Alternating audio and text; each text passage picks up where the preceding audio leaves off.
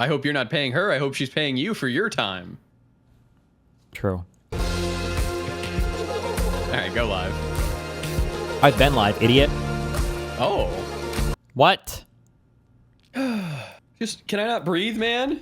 I had a hard shift today at the office. What'd you guys cover today? Trump did a... oh. Nice. Break everything, bro. Yeah. Smash it! That's all right. Hold on, I'm pulling out my notes here. All right, Trump did an Oval Office thing. He had questions. Here are my notes. Trump has a plan. No nukes. 42,000 dead unarmed protesters in Iran. His blockade is genius. U.S. is doing a service to the rest of the world. He's got a simple plan. No nukes. They did not want to go that far.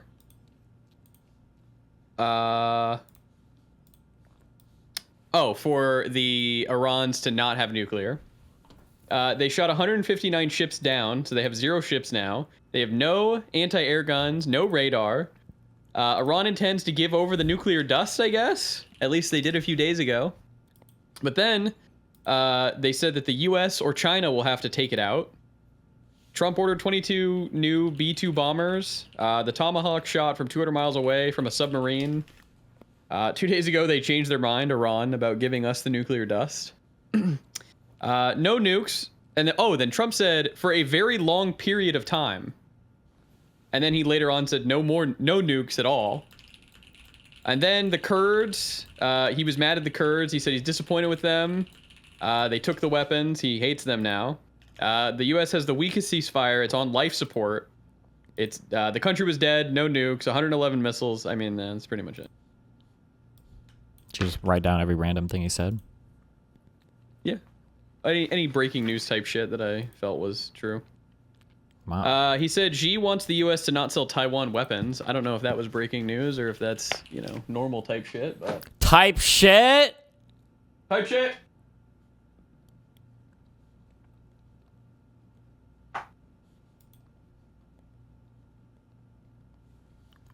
Hold on, I'm almost done.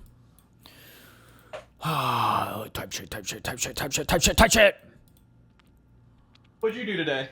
Or last night? Or tomorrow? I saw you're up fucking late, man. You're up in DGG trolling. I was not trolling.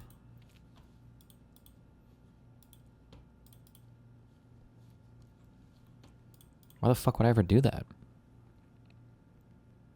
Hold on, someone said you have a nice shirt on. Check it out. Me? It's just a blue shirt. You want me to ban them then? Fucking... You know what you gotta do. Just kidding. I know what I gotta do. Just kidding. Don't do it. Don't ban them. Don't ban them.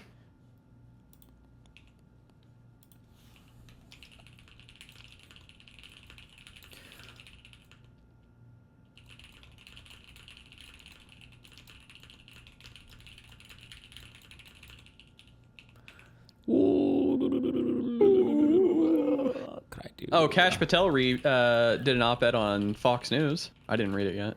Yeah, I'm good on that. I don't need to read what Claude typed up for him, okay?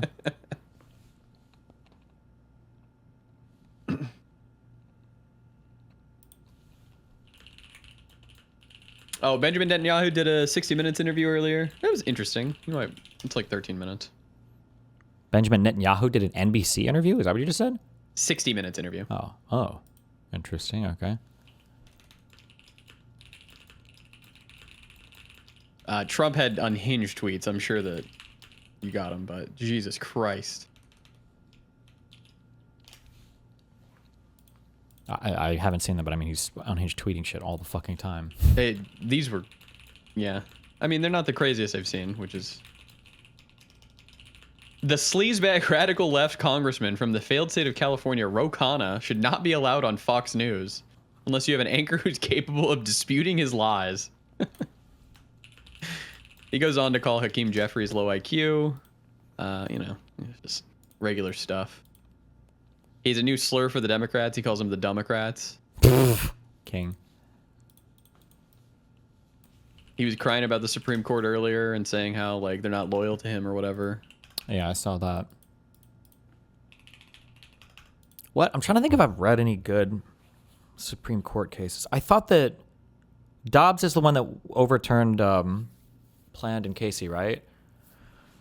It was a long time ago, but I feel like Dobbs was like an interesting read. Like the arguments and everything, I felt like were fairly interesting and somewhat compelling. The last few cases I've read have just been complete and utter fucking dog shit. Just the most dog shit Redditor horrible fuck arguments ever. Oh my god. Legal slop. True. Who did the Dobbs ruling? Was it the same Supreme Court? Did Alito write Dobbs? There's no way, right? Who wrote the majority for... I'm looking. It was Alito, okay. It was Alito, yeah. Oh. Dude, that Virginia one was so bad. They actually got so fucked. It's actually such a dog shit. And it's like, it's Redditor rules. It's literally like... It's like punching a girl in the face in 4th grade, and the teacher's like, you're going to detention for that. And then somebody's like, the Declaration of Independence says all men are created equal, not people. And the teacher's like, oh, shit, he's right. He's fucking right. It's all men. They don't say women at all. And it's like... Let them cook. Unreal. It's like unreal. Like that's the level of Supreme Court writing we have right now. Or Virginia Supreme Court writing. Holy shit. Yeah, pretty cooked. You have one Supreme Court in Virginia going by spirit of the law, and then you have the Supreme Court going by like fucking letter of the law. Or both. It depends on how you view it. I mean, from either way, yeah.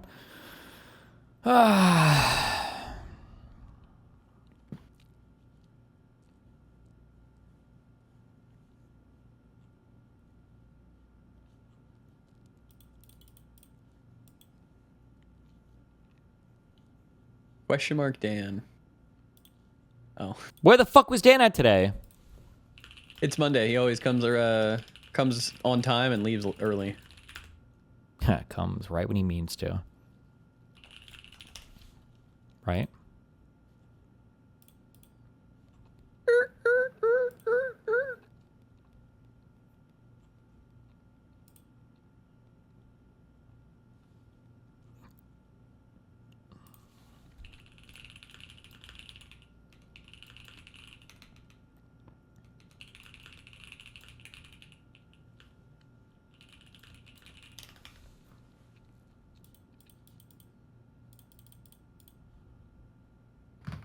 Shut up.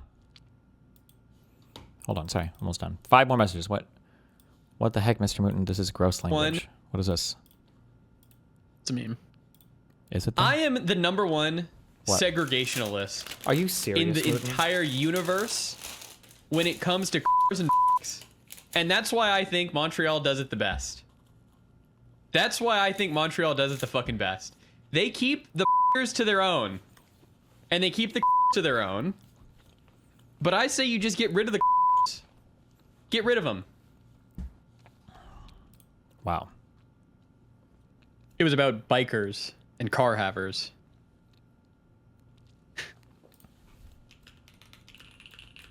Sorry, I'm getting all the good memes right now. Shut up! Wait, did Josiah say something? He did. Did Destiny cover the... Oh. Gentle reminder, every Democratic vote in the country, we must pack the court, and it must be our top priority, including state courts if need be. Go forth with this mission, Godspeed.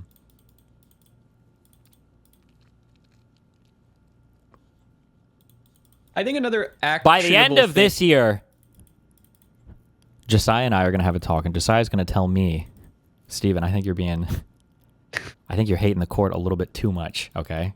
That's how radicalized I'm becoming on these fucking courts, okay? Mm-hmm. Holy fuck. Sorry, okay, what were we saying? Oh, we always talk about, like, what are actionable things that, like, Dems can do? What should, like, they have policy on, etc.? I think we need a voting fucking holiday. I don't know how that's not a thing. I That's thought you a were super about to say easy something win. completely different. Holy Oh, shit. no. A voting what? Oh, no, I know what you mean. Yeah, it might help a little bit. I don't know.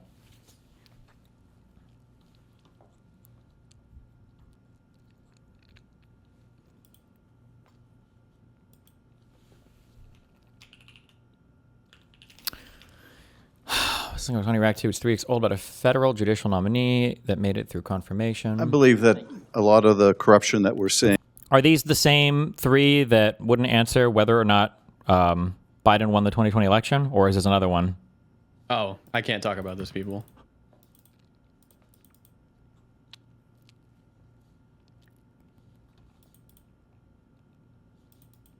Yes, but it's about the immunity decision. Oh, one rule also. Listen, this sounded like a meme, but I don't think it is. I think that the dissent and the majority opinion, if there is a dissent, is allowed to demand one hypothetical be completely followed through from the other side. Even maybe that even looks like a mock case from a circuit that comes up, and they have to rule on it because I think it is insane to me that the dissent can write what seems to be not only a compelling, but a case-destroying hypothetical, and the majority can just ignore it and not even touch it. Like in the immunity decision, I'm pretty sure Sotomayor opens with the SEAL Team 6 analogy. How the fuck are you as a self-respecting human being, as a judge, okay, as a God whisperer to the Constitution, how can you see the dissent put the SEAL Team 6 analogy in the dissent and then not even address it in your majority opinion? How can you just like, I'm not going to say anything about that? What?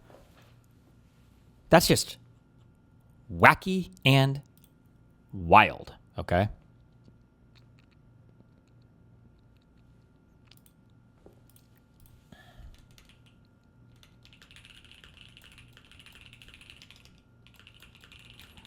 What was the analogy? Well, in this Virginia decision, it's the way that it's just so stupid on so many different levels.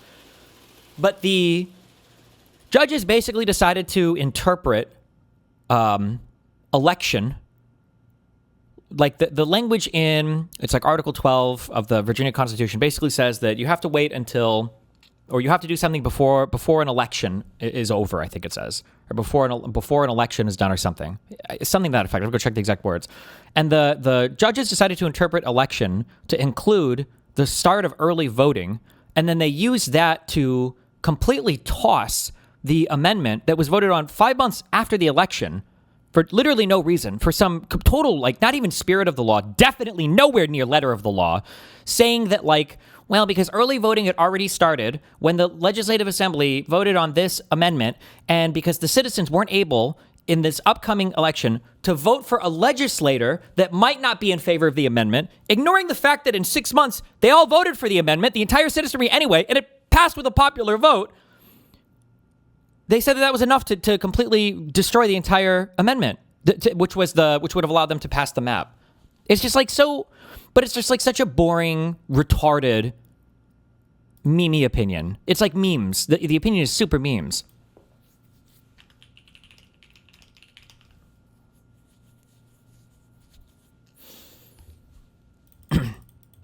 And then I thought the dissent in that case brought up a lot of really good points where they were like, first of all, if for nothing else, interpreting the election as lasting for 45 days is literally out of step with federal law.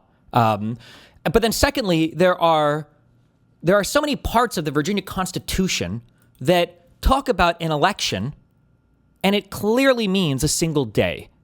And when you're reading for constitutional law, I imagine for all law, for everything. This doesn't apply just to law, but especially for law, you generally want something called like harmonious language, meaning if a word is used here and then it's used later on and then it's used later on, you generally want the words to all mean the same thing. If it's the same word, you want it to mean the same thing, okay? You're looking for a harmonious union of all of the same words to mean the same thing, more or less. It doesn't make sense, especially when you're reading a legal document, that on this part, when it says day, it means 24 hours, and this part, when it says day, it means 8 hours, when this part, when it says day, it means 45 days, and this part, when it says... And, like, the dissent brought up really good counterpoints. Like, in one, they said that you're not allowed to run for office or something unless you're going to be 21 years old after the election.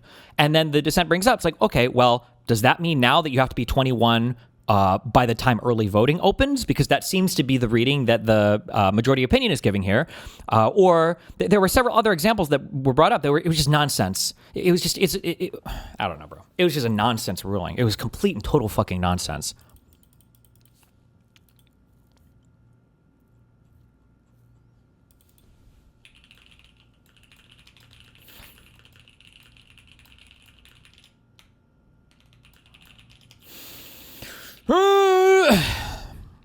Apparently there's a leak of Anti-Fan full Discord, and at least Lonerbox got it. He talks about it at the beginning of his stream today. We might check it out at 5 time. We'll see. I'm just stickled out at the moment.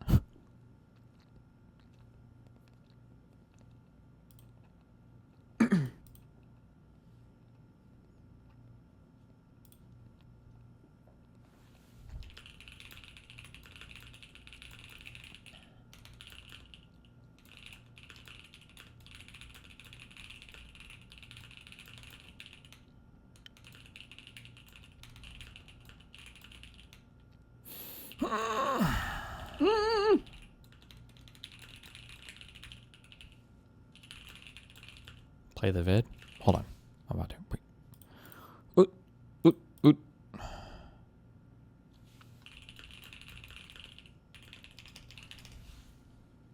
It genuinely feels like we either pack the court in the next 4 years, or we literally just watch the constitutional legislation / voting in the country become memes. I don't know how to do anything when it feels like there's, or maybe I'm just a partisan hack. It just feels like there's so much bad faith engagement from everything. I don't know how you counter anything if I don't know, bro. I don't know what you do.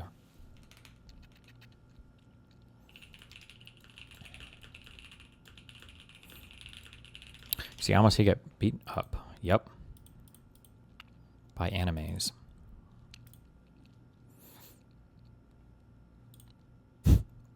Why did you? What is this?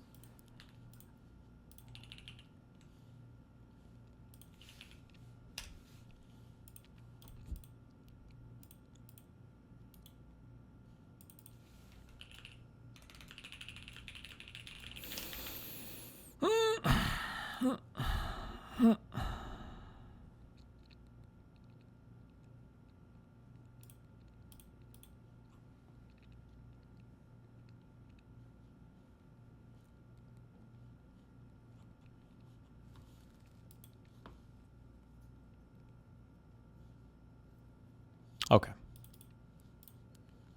You're not allowed to laugh. You never played Elder Scrolls? This has nothing to do with Elder Scrolls. This is Skyrim, you fucking idiot. I believe that a lot of the corruption that we're seeing in the administration and the White House traces back to a single decision of the Supreme Court granting the president immunity, absolute immunity when it comes to certain core functions of the executive, a qualified immunity as to other official acts.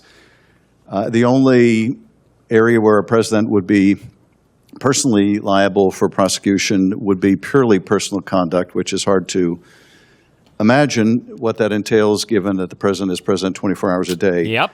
It's impossible to, which is why the people that authored that decision couldn't give you a single fucking example.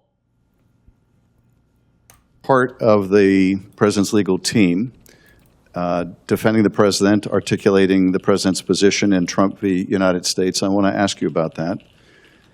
In the Court of Appeals, John Sauer, one of the counsel for the president, was asked by a Court of Appeals Judge Pan in the D.C. Circuit whether under your theory of the case, his theory of the case, a president could order SEAL Team 6 to assassinate a political opponent and not be... You think it's worth purging SCOVA? What the fuck is SCOVA? ...subject to prosecution for it. Sauer's answer was effectively, that's right. Unless he were impeached first, he would not be subject to prosecution. Is that your view as well? I think a similar question was also asked at the oral argument at the Supreme Court a few months later.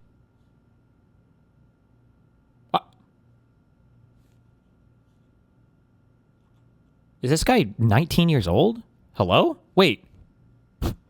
What? Hello? later. I think the Supreme Court has now set forth a test in Trump versus United States that would address that hypothetical situation, which a question was also asked at the oral argument at the Supreme Court a few months later.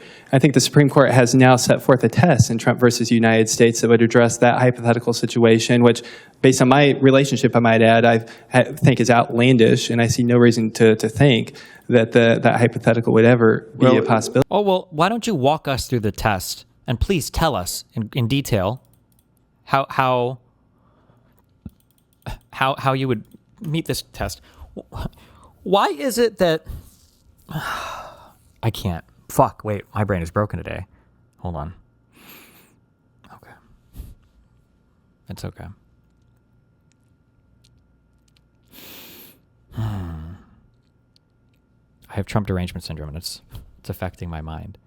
Every single thing I want to say and every single thing I'm saying is just so obviously true and just so retarded. No, it's just like, why do all of these committee hearings sound like things that a layman could pass?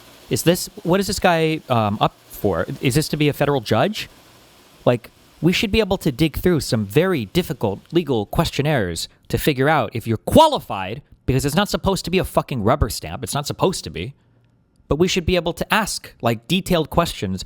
Not questions that a retarded fucking congressman from Tennessee can answer, right? We should be able to get, like, a solid answer on the record about complicated things that we would expect a federal judge to understand. I don't know. I just feel like I hate all of these hearings and everything that has to do with it. Well, so is it your view as well, as it was Mr. Sauer's, that, yes, the president could assassinate a political opponent and not be prosecuted for it if his party won't impeach him in the Senate? I think Trump versus United States that you mentioned, Senator, now has addressed to some extent the impeachment judgment clause, and that is set forth in the opinion. It would be something that I would be bound as precedent to apply if I was to. What is the impeachment judgment clause? Is he just talking about just impeaching the president? It can't mean that, because didn't Schiff just say if the Senate doesn't impeach? Didn't he just say that, or did I mishear it? Maybe I misheard it. Sauer's, that, yes, the president could assassinate a political opponent and not be prosecuted for it if his party won't impeach him in the Senate. I think Trump versus United States that you mentioned, Senator, now has addressed to some extent the impeachment judgment clause. Oh, wait. I know what he's talking about, actually. Never mind. I'm sorry. I jumped the gun on that. And that is set forth in the opinion. It would be something that I would be bound as precedent to apply if I was to address. With my hypothetical, Schiff is actually legally incorrect here, or he's not understanding the Supreme Court. One of the, oh God, I hate everything, bro. One of the insanity fucking defenses that the Trump, I think, I don't remember who argued this case actually. Wait, who argued this case on the immunity ruling? It wouldn't have been... I have no idea. Was it Sauer? What are the parties in Trump v. as his personal lawyer, or...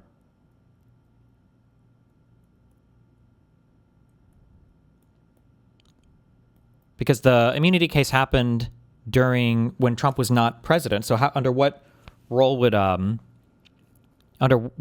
Sauer represent Trump? Retard saying Sauer don't know. Yeah, I know. They're just posting the argued against or for. Argued defensively for Trump.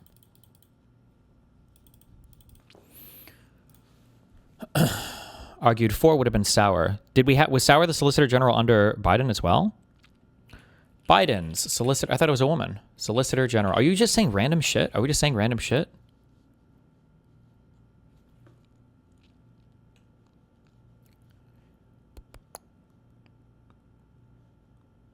Oh, no. Oh, yeah. So she was in office from 2021 to 2025.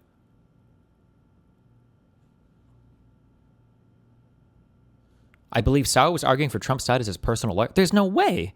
Hold on. Oral arguments, immunity case, YouTube.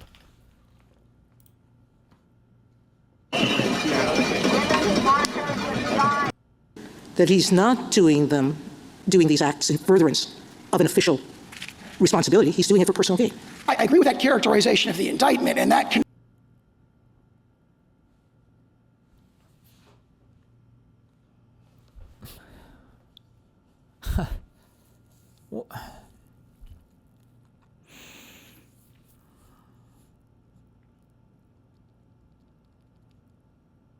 Has this ever happened in all of U.S. history?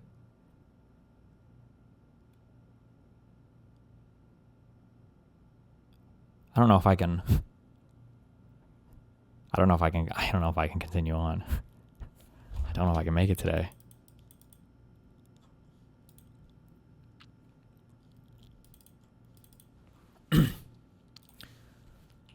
How many personal lawyers for presidents or presidential candidates have ever gone on to be, or wait, have also been the,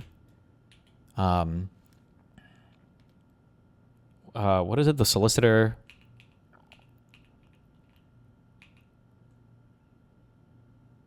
Fuck, my brain is fried now. General.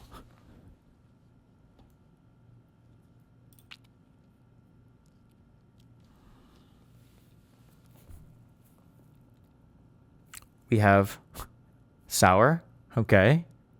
Theodore Ted Olson served as private counsel to Presidents Ronald Reagan and George W. Bush before and between his service as assistant attorney general for the Office of Legal Counsel and his tenure as the 42nd Solicitor General.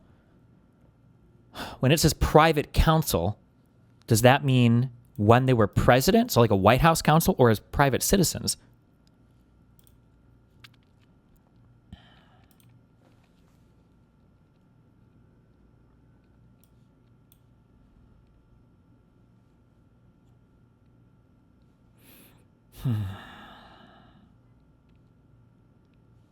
Don and Crutcher as an associate in 72. He was named a partner from 81 to 84. He served as the assistant AG for the Office of Legal Counsel in the Reagan administration. While serving the Reagan admin, he was legal counsel to President Reagan during the Iran-Contra affairs investigation phase. He was also the assistant AG at the ELC when Ronald Reagan... Okay.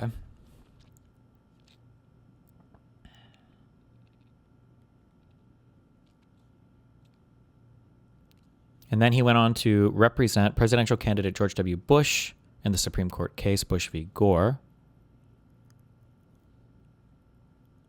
This has never happened. I don't think this is, okay. I'm sorry. When I said that, so the Solicitor General is the person who argues on behalf of the United States of America in cases before the Supreme Court, generally speaking. I think almost always. It's going to be the Solicitor General. So when people were saying Sauer was the one who fought this case, that doesn't make sense because Trump v. U.S., Sauer was the Solicitor General under Trump. So he can't be arguing the case yet because he's not the Solicitor General yet.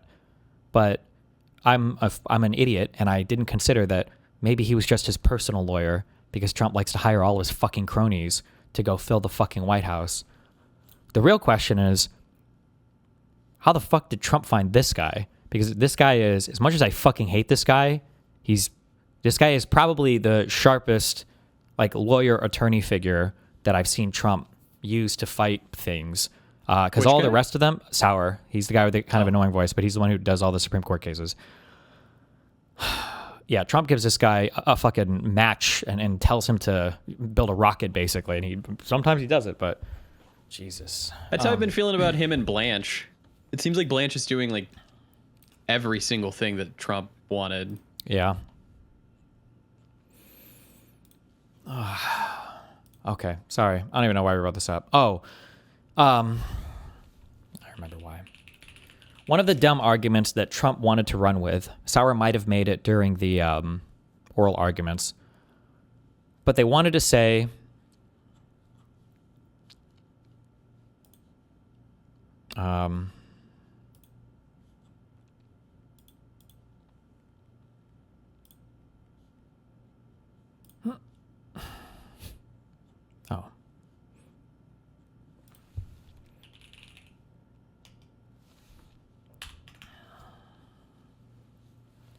where do they even get this language from?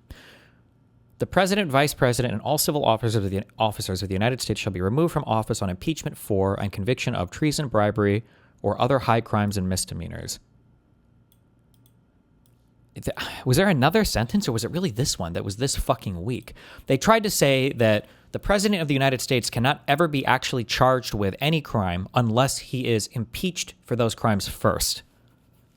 So you have to be impeached and convicted, and then after that, you can be tried for, crimes or misdemeanors or whatever.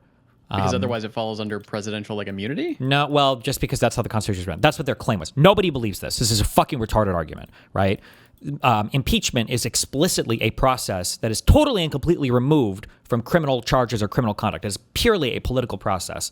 But they went in making that argument. But the Supreme Court said, no, we don't hold that view. So when Schiff here brings up the impeachment judgment clause or whatever, that way that Schiff is reading it is not how the Supreme Court chose to read it. And this guy, the 19-year-old kid here, the Justin dude, is correct in that the Supreme Court struck down, or they said, we're not going to read it this way. And yeah, okay. Anyway, in the Senate. Sorry, this took way too long. I think Trump versus United States that you mentioned, Senator, now has addressed to some extent the impeachment judgment clause, and that is set forth in the opinion. It would be something that I would be bound as precedent to apply if I was to address. With my hypothetical, what's your answer? The president orders SEAL Team 6 to kill his political opponent, one of them, maybe several, uses the military to do it, so it's within the scope of absolute immunity. Is it your view that he is not subject to prosecution for that if the members of his party will not impeach him? With that hypothetical or any hypothetical that you might try to pose, Senator, I would just refer to the test that the Supreme Court has set out. I'm asking you your view, so just tell me yes or no. Yeah, and I want to tell you that as a judicial nominee, I don't want to prejudge any case, regardless. Well, I'm not asking you to prejudge. I'm asking you to talk about your view and also what you argued, what you counseled the president in that case. Did you? All right, you're right. It's actually called the impeachment judgment clause. Thank you. Judgment in cases of impeachment shall not extend further than to removal from office and disqualification to hold and enjoy any office of honor, trust, or profit under the United States. But the party convicted shall nevertheless be liable and subject to indictment, trial, judgment, and punishment according to law. This was the one they tried to cite to say, oh, well, if you want to charge the president or if you want to indict him, take him to trial and try to convict him of a crime, he has to be impeached for that same thing first. That's how they tried to read this, which is totally not proper reading of this clause. But that's what they were arguing. Okay, thank you. Whew, YouTuber.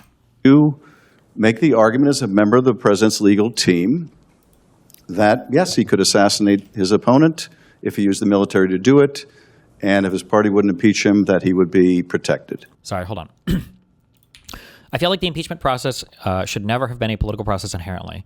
I would have to. I wish I had this saved somewhere. I don't know if it's Benjamin Franklin speaks about it, but the reason why impeachment is purely a political process, and the reason why it's good that it's purely a political process, is because if you have members of office that the public wants to remove, there are basically two options. You either assassinate them, or you get the crafty prosecutor to fabricate some criminal charges, to charge them with a bullshit crime, convict them, and then get them thrown in jail and out of office. These are the two ways in a democracy. At that time, basically, I don't know what...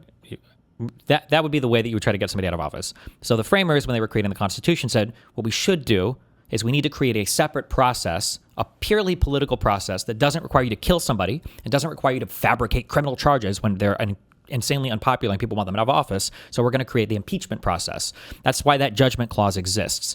So this is not to say that they can't be tried for crimes related to their impeachment. Of course they could.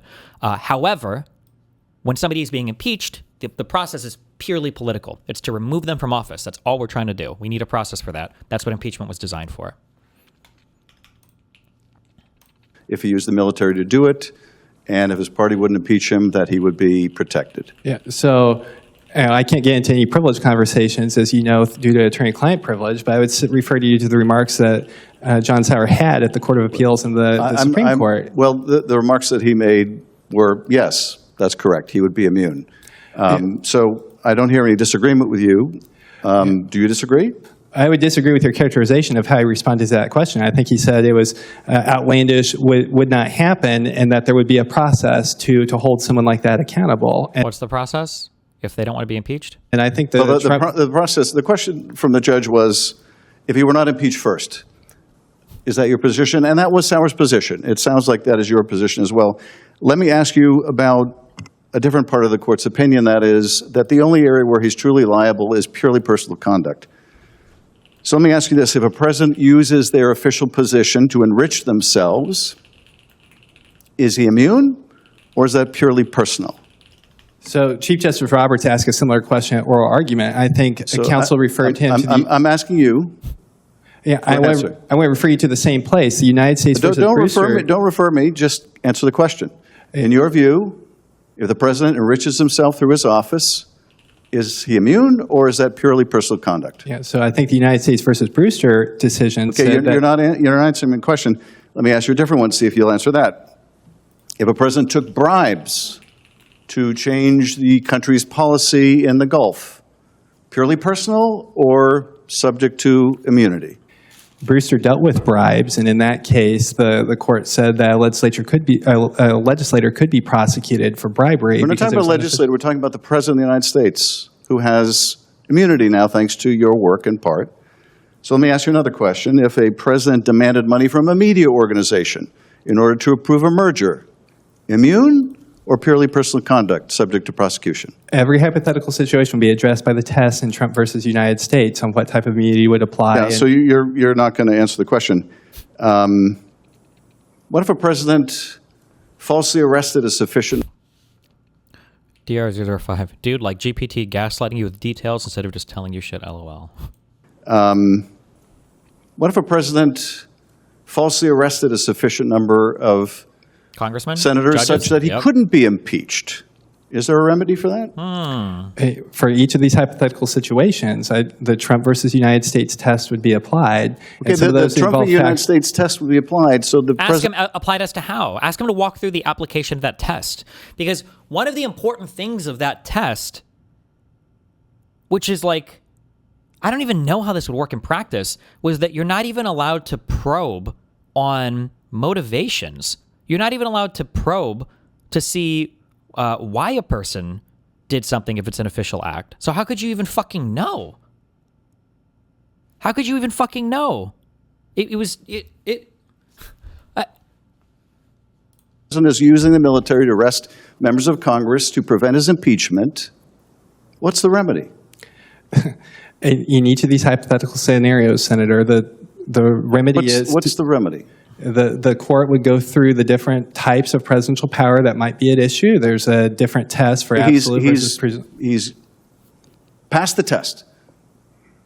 He's got immunity unless he's impeached. That's what the court has held.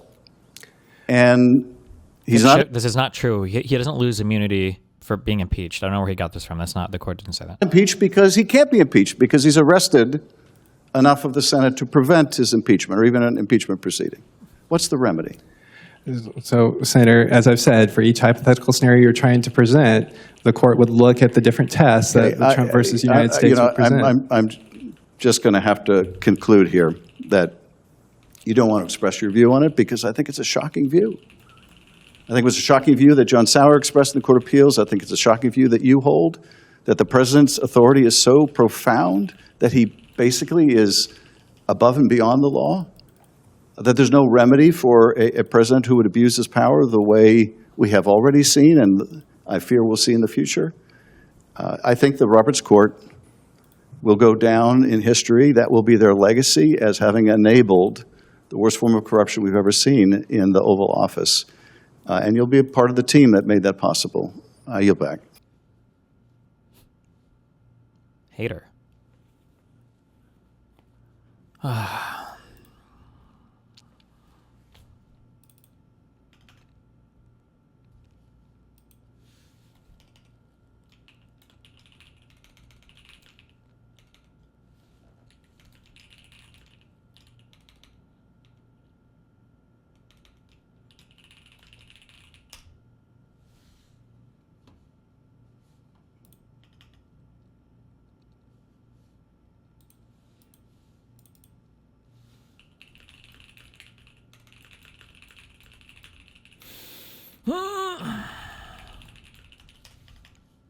Okay. We're going to look up gerrymander shit today because I'm curious where we're at. Watching it, the level of ferocity for protest. You know, the people are watching it. They want to go out on the streets. They have no weapons. They have no guns. We thought the Kurds were going to give us weapons, but the Kurds disappointed us. The Kurds take. They have a great reputation in Congress. Congress says, oh, they fight so hard. No, they fight hard when they get paid. So I'm very disappointed in the Kurds, but they were given. I said it wasn't going to work, by the way. I just have to say it. I disagreed with what they did. They gave it. I said, they'll never get there. And I was right. I like to be right. The level of ferocity. Okay.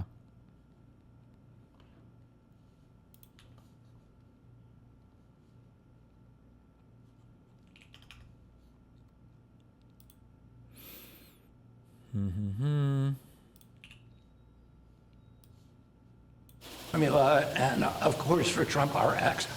We have, as Dr. Oz pointed out, a fertility crisis in this country right now. We just found out that we've dropped out of 1.57%. The replacement rate is 2.1. 100 years ago, we were at 3.27, so more than double than we are today. 100 years ago.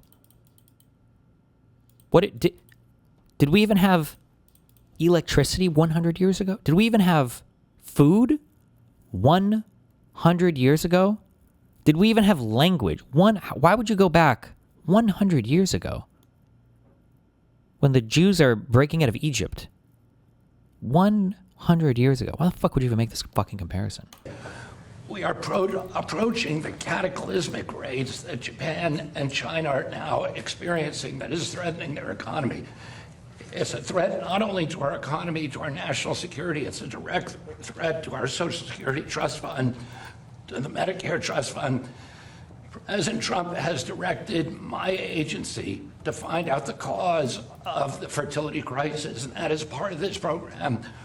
We're looking at the impact of metabolic challenges, which directly affect fertility, of obesity, which affects fertility, of endocrine disruptors, of pesticides, of this toxic. How is that national security? Well, when words don't mean anything, anything can be anything. So everything is national security now, dude. Duh. Soup that our young women are walking around today to try to figure it out. The fertility crisis for women began in 2007. For men in 1970, men had twice the sperm count as our teenagers do today. This is an existential crisis for our country. We had a series of presidents that were like, is this real? That there are millions of men around the United States. They all just are desperately wanting to have children, and they just fucking can't do it. The sperm counts are just too goddamn low. The sperm counts are just too low, so we're not making babies. If they just got up higher, we'd be... Give me a fucking break, dude. Trying to discourage... Thoughts on the hentai virus? I fucking love it! A series of presidents that were trying to discourage childbirth and motherhood in this country. We now have a president that is trying to encourage it, and I want to thank you again for your leadership. Thank you very much, Bob. Okay.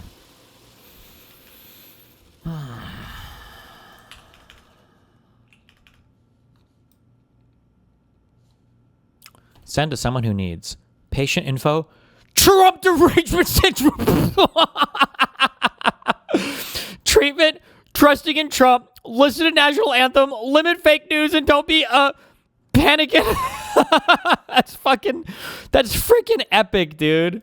Oh my god, that's freaking epic.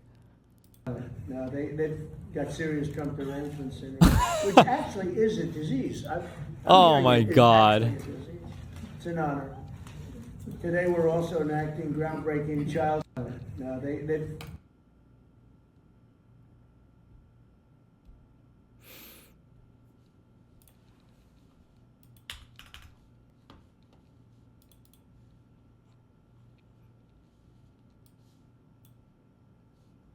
air pollution sites, destroy our environment, open air burning, air pollution, and our beaches are dirty.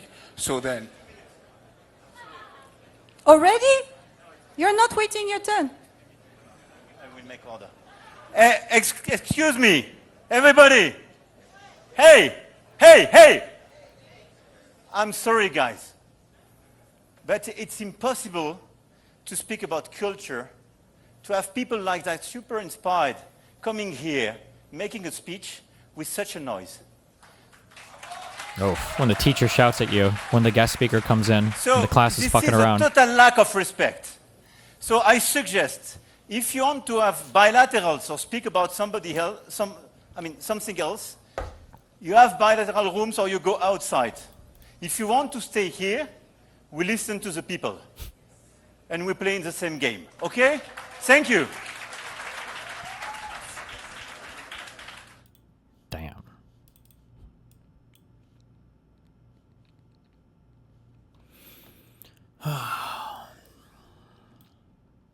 Wait, Hasan isn't white? Doing here is Oh my god, bro. what he's doing here is smearing Connie as a Zionist in defense of you because she reacted to something. She reacted to some completely indefensible statement of yours. See, this is what I mean. It's like really, it's indefensible. You find it indefensible. You find it defensible for a white supremacist organization who has actively tried to fucking tackle affirmative action initiatives, which have now led to the anti-DEI movement that we are currently in. You find that to be so fucking... Holy buzzword fucking salad. Jesus Christ. Sometimes you can't be talking like that, white baby. See, this is what I... Oh, he even did it twice to get him. 24-month subber. Holy shit. This guy's a fucking sleeper agent. I mean, first of all, suck my fucking cock, okay? I'm a goddamn Muslim American who gets fucking called a terrorist every fucking day. Okay? Are we doing racism Olympics? Are we talking about what kind of racism is institutionally completely appropriate? What do you think? Who do you think receives more fucking dick eating on a daily fucking basis? Oh my God, white baby. What? Hold on, sorry. Every fucking day. Okay? Are we doing racism Olympics? Are we talking about what kind of racism is institutionally completely appropriate? What do you think? Who do you think receives more fucking dick eating on a daily fucking basis? Oh my God, white baby. We're not talking about like black Americans living in Jim Crow South here. What the fuck? I'm attacking the concept of tokens that are being spent in the behest of white supremacy. You can't be saying white baby like that. That's ridiculous.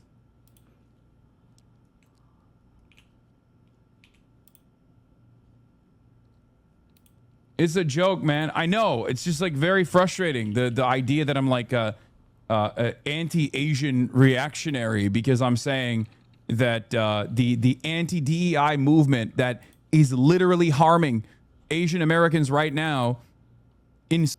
What, bro? When did this guy become so pilled? Well, he's playing all the identity politics. Oh my God, he wants to protect them all. We got Captain Planet over here. It's a joke, man. I know. It's just like very frustrating. The idea that I'm like a anti-Asian reactionary because I'm saying that the anti-DEI movement that is literally harming Asian Americans right now in some ways was also in some ways deployed Asian faces for white supremacy. This is how it started. Wouldn't the anti-DEI movement technically help Asians? I thought that was one of the fallouts of getting rid of affirmative action, is that affirmative action technically disadvantaged Asians when they were trying to apply it. I don't even know if he, there are like so many buzzwords that this guy is like throwing into everything. It's hard to even follow these sentences. Jesus Christ. That clip is one from the Republican National Committee. Of course, they don't give a fuck about. I feel like I'm just taking a big dick eating right now. You know what I mean, guys? Is one from the Republican National Committee. Of course, they don't give a fuck about Asian people. I do.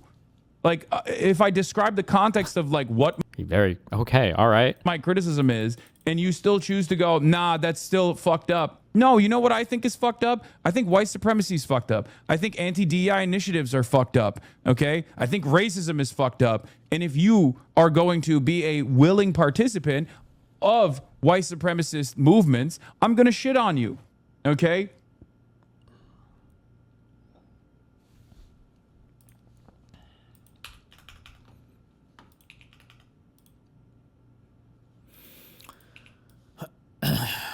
I have more shared cultural heritage with a British man in Britain today than a Somali who was born in America.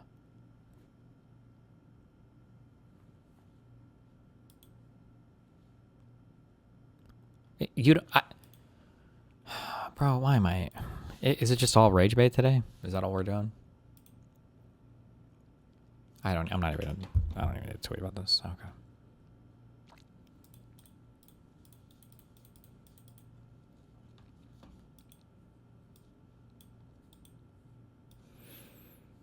Leftist this week. DSA endorses an elderly billionaire for California governor. Steyer, true. Leftist defend MTG over AOC, true. David Hogg excuses Graham Plattner's opposition to an assault weapons ban. What? Really? I thought David Hogg was like fucking single issue on guns or whatever, no? Didn't he? Or did we watch him change that recently where he was a little bit softer on it? Myron said Arabs own 93%. You said Arab owned 13. There was much land that wasn't occupied, meaning they owned 45%. 93 is misleading, but I didn't find 30%. I was wondering where you found 13. I don't know. I have to go back and look at it, bro. But 45% sounds high. Keep in mind the vast majority of the mandatory Palestine area or whatever was the Negev Desert.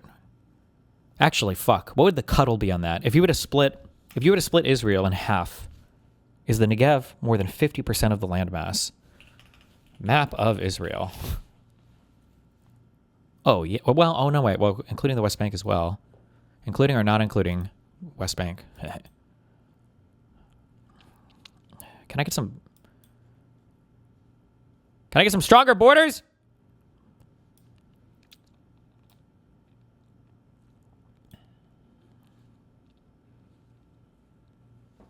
Bottom right. What do I push?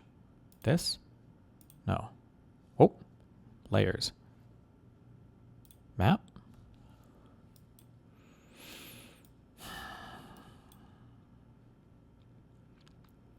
If I were to cut this bottom half off, I'm pretty sure this, I don't know if any of this was like formally claimed. I know there are like Druze and, I don't know how many Druze, but I think Bedouin Arabs lived throughout here. And then there were people lived in the West Bank, I think, right? Because this is kind of like a lushy-ish, or parts of it were a lushy-ish valley. And then there were people that lived on your port areas up here. I would have to go back and look at early population maps, though. But formal ownership of the mandatory Palestine area was pretty low. I thought it was less than like 30% of all of the land in that area formally owned. But I don't remember. Go look it up. You can do it. I believe in you. I don't care. Fuck them all. Blame Democrats for the Voting Rights Act getting gutted. Based.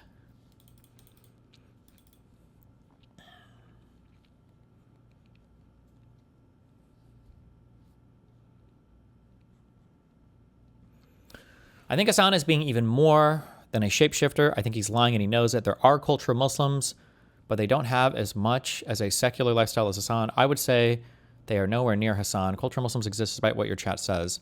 I don't know, Ethiopian Hussein. I don't know what country you live in. And that might be true in my personal experience in the United States. For some reason, there are just some people who don't eat pork. I don't know. They just grew up not eating it. If you happen to be Arab or Turkish, I guess, and you grew up and you don't eat pork, you just say that you're culturally Muslim. But that's it. They'll still gamble. They still drink.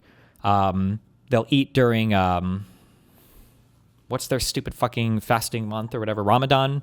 They'll do everything else that a normal person does. They just don't eat pork. And they have curly hair. And so they call themselves culturally Muslim. But there might be other people or communities in the U.S. that I just don't interact with. Like, I've never been to Michigan, for instance. So maybe in Dearborn, maybe there are like culturally Muslim people. I don't know. But in L.A. or whatever, any person that I ever saw was like that, they don't do fuck all. They just like don't eat pork. That's it.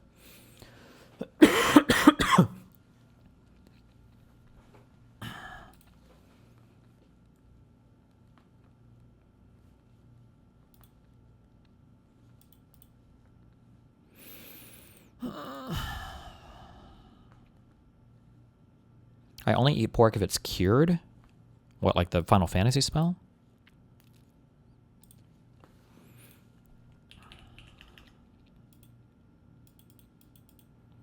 Destiny, well, yes, that's it. And cultural Christians celebrate Christmas, but don't do anything else.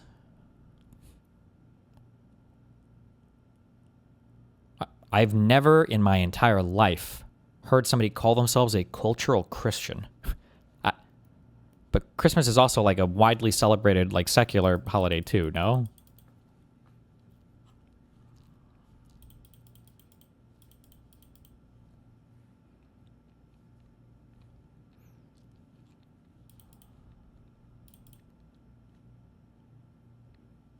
Apparently a bunch of Europeans are chiming in. Good for you. I don't live in Europe. Not talking about Europe. In the United States of America, I've never heard somebody call themselves culturally Christian. I've never heard that phrase in my life.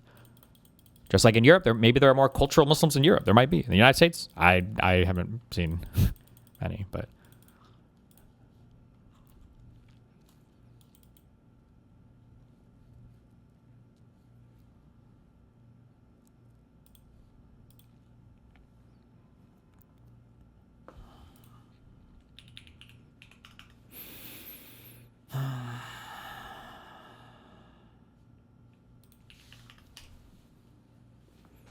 Can anyone tell me why is Hybe trying to hide this by copywriting? What is Hybe? I don't.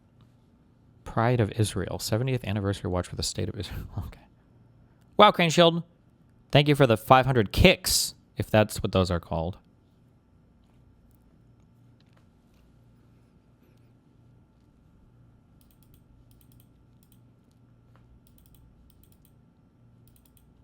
Acknowledge you've been to Detroit, Michigan, unless that was my favorite train. Yeah, I've been to Detroit a few times. I just don't remember. I don't think I've ever been to, like, Dearborn. That's just a place I know where a lot of Muslims lived or whatever.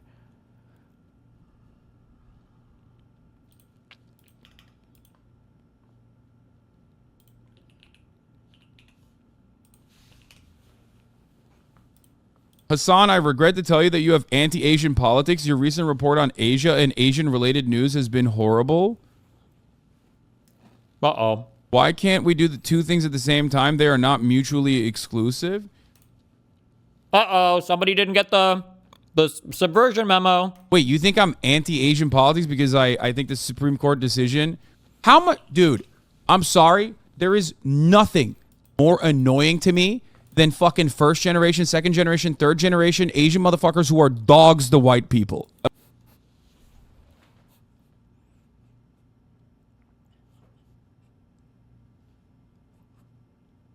Okay, how many generations down are we gonna go?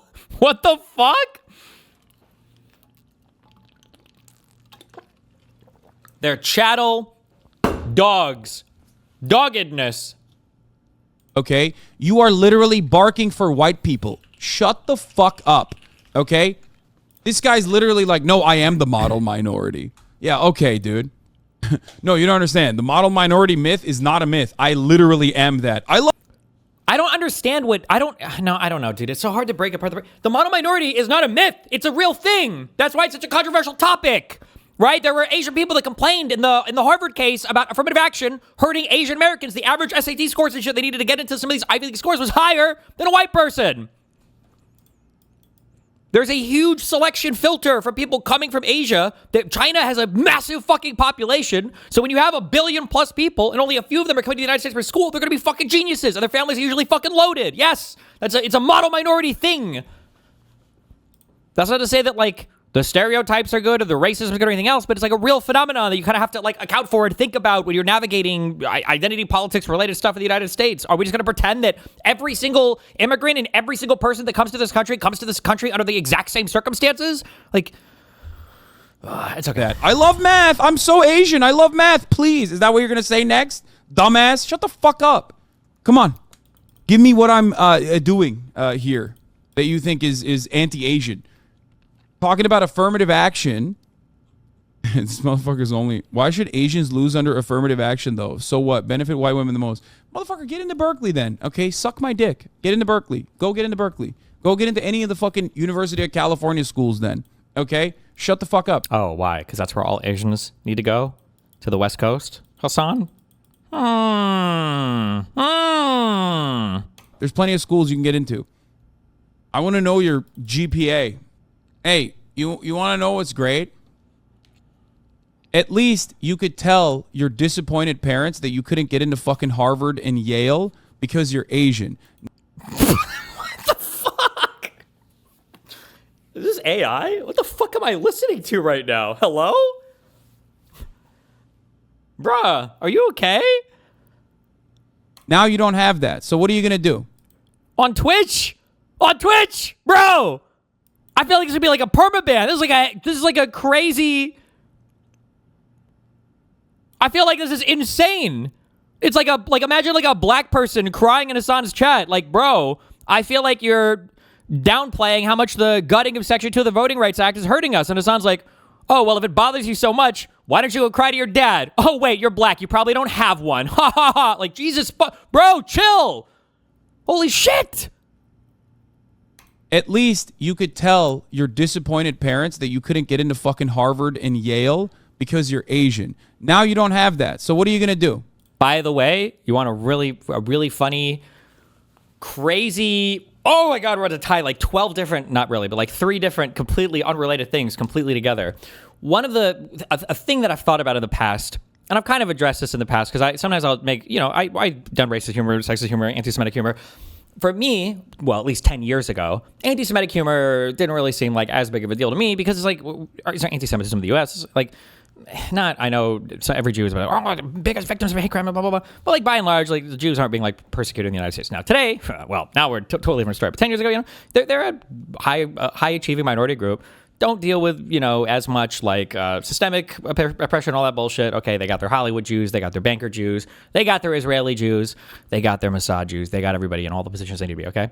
In a way, me kind of saying that like, I don't think anti-Semitic humor is necessarily as big a deal as like other types of punching down humor is kind of a reverse racism model minority claim, right? So the reason why it's okay in American society to make racist jokes against Asian people is because we don't perceive it as punching down because of the model minority thing. So it's funny because Hasan is denying, and he also attacked me for my quote-unquote anti-Semitism, saying I was anti-Semitic because my rationalization was stupid for why I didn't think anti-Semitic jokes were as big of a deal, especially because usually me and Dan. But in a funny way, Hasan is making jokes that he's only making against Asian people because he himself and his chat perceives them to be model minority characters, so they're okay to roast for things that might be, that we view as somewhat essential to their race or culture because of that.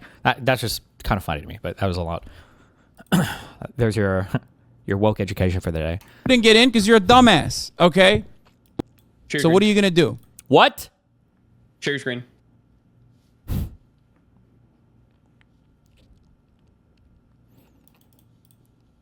What are you going to do now? Now, you just couldn't get in because you're a dumbass, okay? At least you had that. You could have just been like, oh, well, I'm Asian. They're discriminating against me. Now you don't even have that. You're fucked. Like that. This was a real thing. Not necessarily hardcore discrimination, but I think you did need... Who has a link? Was this submitted in an amicus brief to the court? I don't remember if it was, or if it was just a thing that I posted around a lot for like the average score that you would need based on your race to get into like an Ivy League college. Destiny, if you find the SCOTUS presidential immunity ruling bad on the grounds that they answered a question that wasn't even being posed to them, how come you find the Citizens United ruling good when they ostensibly did the same thing with that case? I don't talk about dicta anymore, okay? And I don't care about anything about the Supreme Court. So anything I said in the past about it was wrong, and I disregard it because I don't know and I don't care and nothing matters, okay?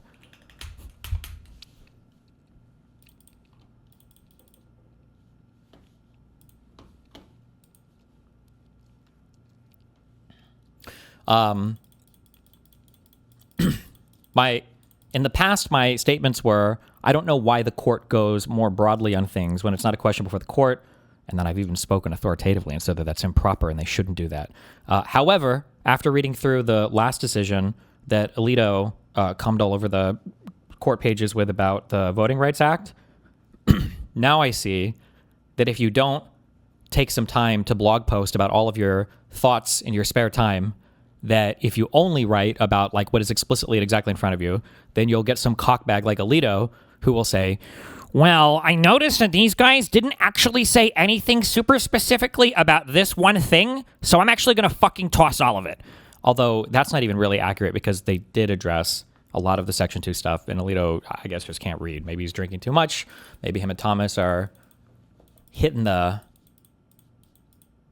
If I say hitting the crack pipe for Thomas and Alito, if one of them is black, does that count as racism? I don't know, actually.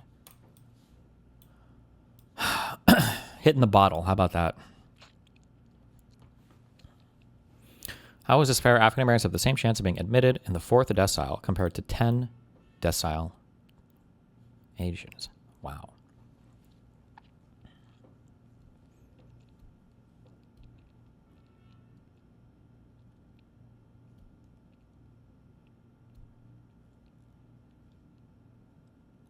I don't know what this comes from, but this looks very, very, very shitty. This is not what I was thinking of. I thought there was a thing that was based on like average test scores. Because for this, like imagine if 1 million Asians applied and like 10 African Americans applied. If this doesn't show you, I think, like the absolute number of entries, I don't know if the percentage here is meaningful. Maybe? I don't know. I don't know about that.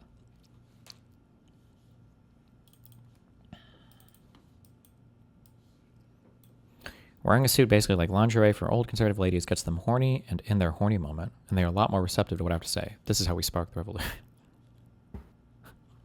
Kill me. That's a good one. Is there a reason why you're scared of getting cooked in a debate with Andrew Wilson? Not at all. Ooh. I have no problem debating Andrew Wilson on like an actual subject, but I'm not going to have like a 4-hour fucking meta debate. Or if he really wants to, then we can, but it has to be like a shot for shot. It has to be a drinking debate. If I can get wasted during it, then fucking fine, sure. But I'm not sober. I'm not debating sober meta conversation. What was the tweet that I made where I was like, it's so annoying that these guys will pretend that just because I might be a moral subjectivist, that means that I have absolutely no moral principles at all and a rape is okay. And then Andrew's like, oh, really? And I'm like, yeah, what you want? We can debate that. And Andrew's like, okay, fine, let's debate it. And I'm like, all right, what are we? So here's the topic. He's like, no, the topic is going to be whether or not my opinion, when I said that thing in that podcast, was that you don't have any absolute moral or whatever. I'm like, what? And then the next one, and then he was like, okay, not that. How about we do... Fuck, somebody can find the tweets. The next one was like, well, how about we have a debate on whether or not Christian morals would be better for American society than atheist morals? Like, how the fuck? What does that even mean? I'm good. I'm good on that one, Chief. So you're scared? I'm scared of Yo Mama. I'm scared of her too. Why? Latina? Wait, really? Yeah. I can't wait to her.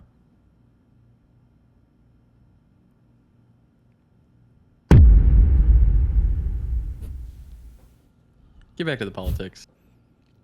Shut up.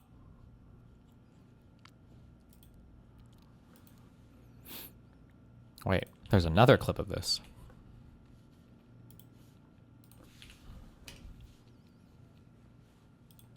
I love math. First of all, 6-second clip. Come on, we can do better. Dumbass, shut the. We already watched this. Hasan, I regret to tell you that you have anti-Asian politics. Dude, this picture, he didn't have Mein Kampf, but oh my fucking god, kill me, That bro. was a funny picture, yeah. Oh my fucking god. I like the one where they like made it Brian Griffin. That was good. That was good. Destiny is scared of people choking on his nuts as he makes points and flail around. I don't even know if that was a compliment or an insult. I don't even know what that means, but okay.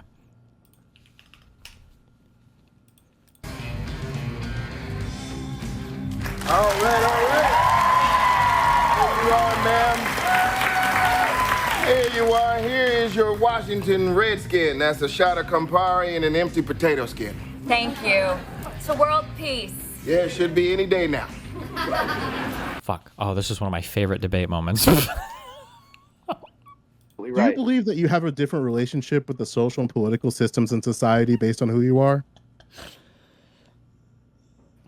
You are a white, I'm assuming middle class Asian American. White presenting, I should say. So you're white. I'm white presenting? Wait. What? What? What? A white presenting Asian. What the heck? Let me rephrase that. Can you look at me right now? This is what. No. I can simplify that for you. I can simplify that for you if that upset you. Absolutely right.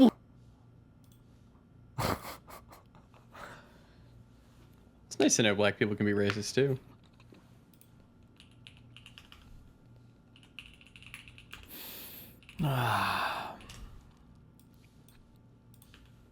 See, so when I say this black person is white, because I say, and I explain why, see, I'm not even wrong, okay? You're just white presenting.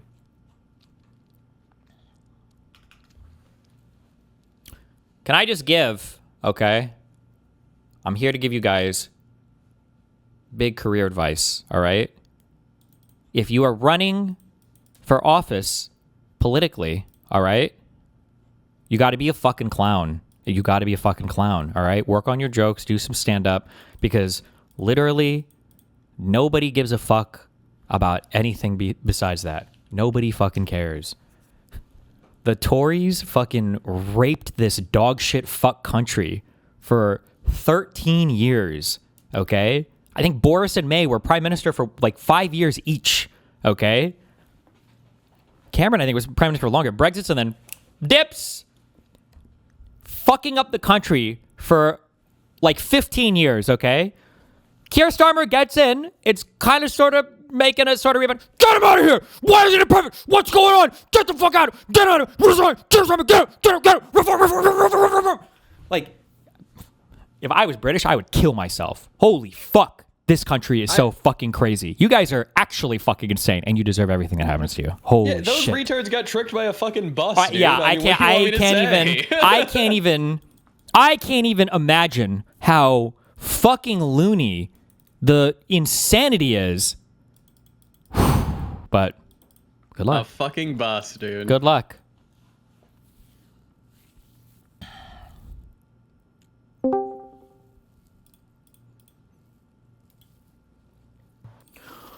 Oh, hi. Before you come in and actually me on 52 different statistics why you think the UK isn't getting better, do you think that a reform government is going to outperform the current Labour government?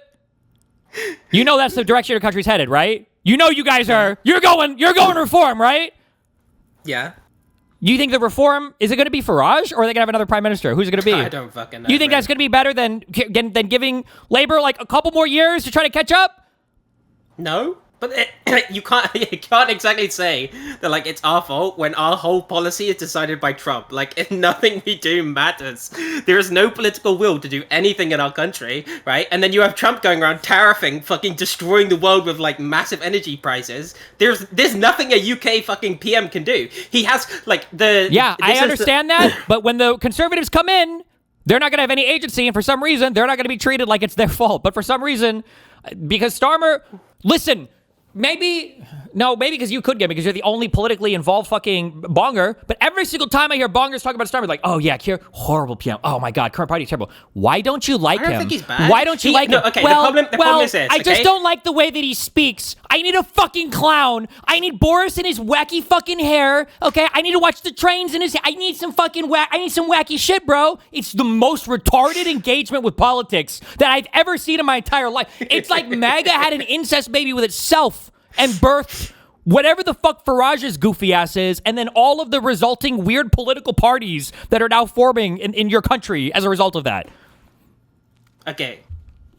Sorry. The problem is this, right? There is no... Everyone like assumed that because we have like a massive mandate and when Labour won, it means that we actually had a massive mandate. We didn't. And this is like similar to what happened, like what I think would maybe happen in America, is that like... all that happened is that the Tories destroyed the country for like 15 years and it accumulated into Brexit. It was disastrous. And everyone kind of just realized that after, Rishi Sunak and Lettuce Lady.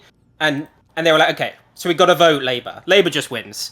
And then everyone was like, oh, it's just fine. We're fine now. Like, we have Labour. We can save the country. But then there's still a massive political, divide. There's still two huge diverging, I understand that. And so no one can do this is anything. my issue. This is what I hate about everything in the world right now, okay? Is that we just don't have real political conversations about anything, okay? Because, if you want to take a right-wing approach to UK populism, or I'm sorry, to UK politics, or you want to take a left-wing approach, whatever, that's fine. But, when I listen to these reform fucking retards talk, and it's I think they even tried, it was on, the city council level or whatever, but what was the fucking, oh my God, what did you fucking call it? Oh God, I'm getting triggered on my mind. It was the UK version of it was a British version of Doge applied to some local levels. Yeah. And it obviously didn't work. And it's all this we're just going to find the waste, the fraud, and the abuse. Okay, we're gonna get rid of the immigrants somehow. Although, holy fuck, I just want to say how funny it is that you motherfuckers are so racist against fucking Eastern Europeans, and you're like, we're gonna get rid of these goddamn Eastern European immigrants, and then you did it, and you replaced them all with Indians and Pakistani people. That's the funniest fucking shit in the world to me. Okay. And okay, wait, hold on. Yeah. Okay, there's a.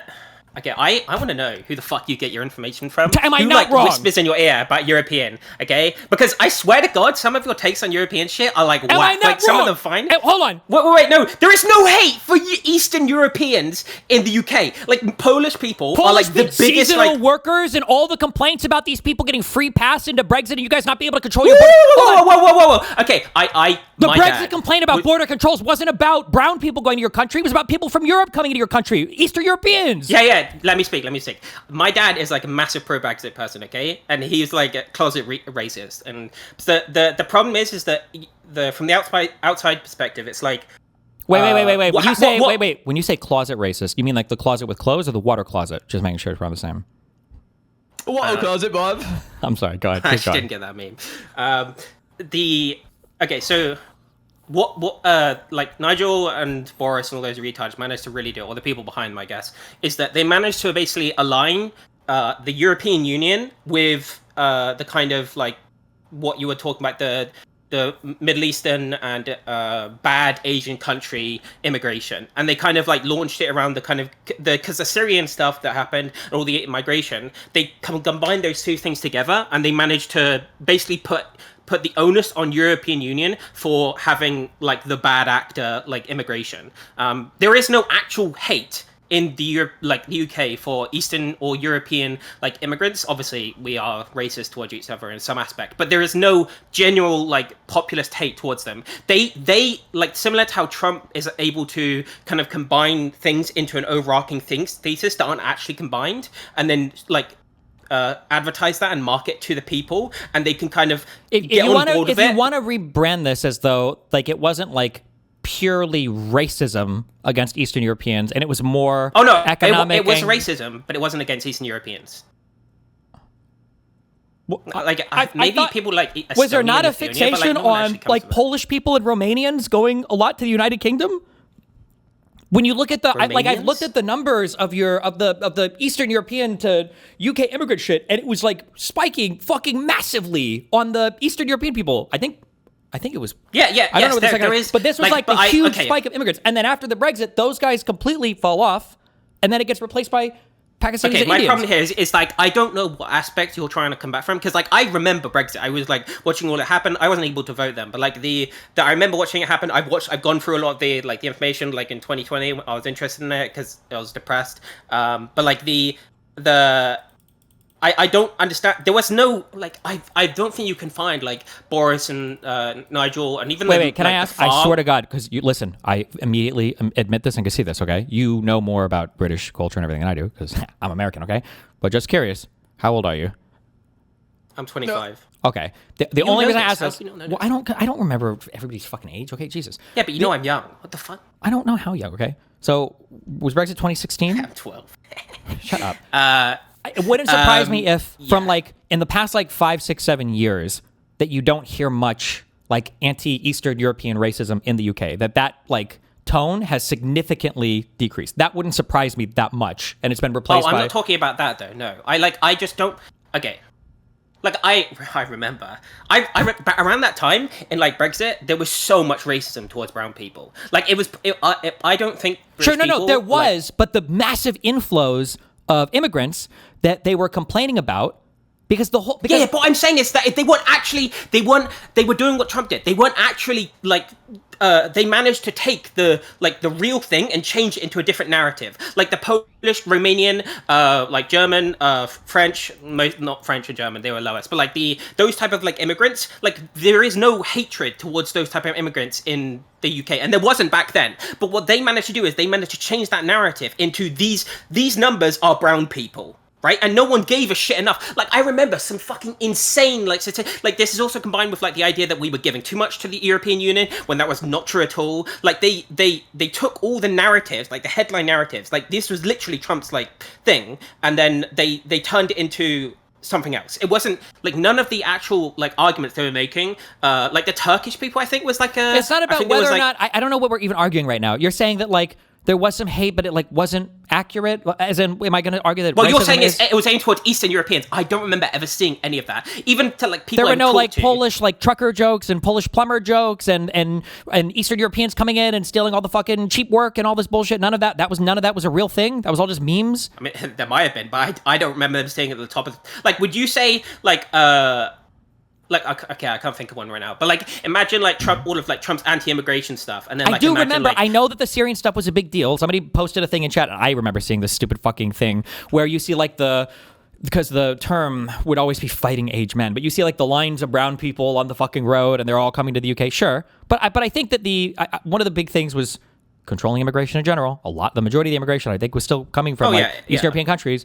Okay, I don't even know what we're arguing about right now. What do we argue? Well, I mean, I came in to say that you're retarded for saying that, like, like, of course, our country is going to be in limbo, like, because you know the whole of the Western world is. We're just we're all just at the mercy of whatever America does, because you guys have just decided to be like. Sure, the I'm not going to disagree with you on that, though. Deciders. I just don't like that every single country on the planet seems to have this idea that when the left comes in to fix things, it has about 312 days.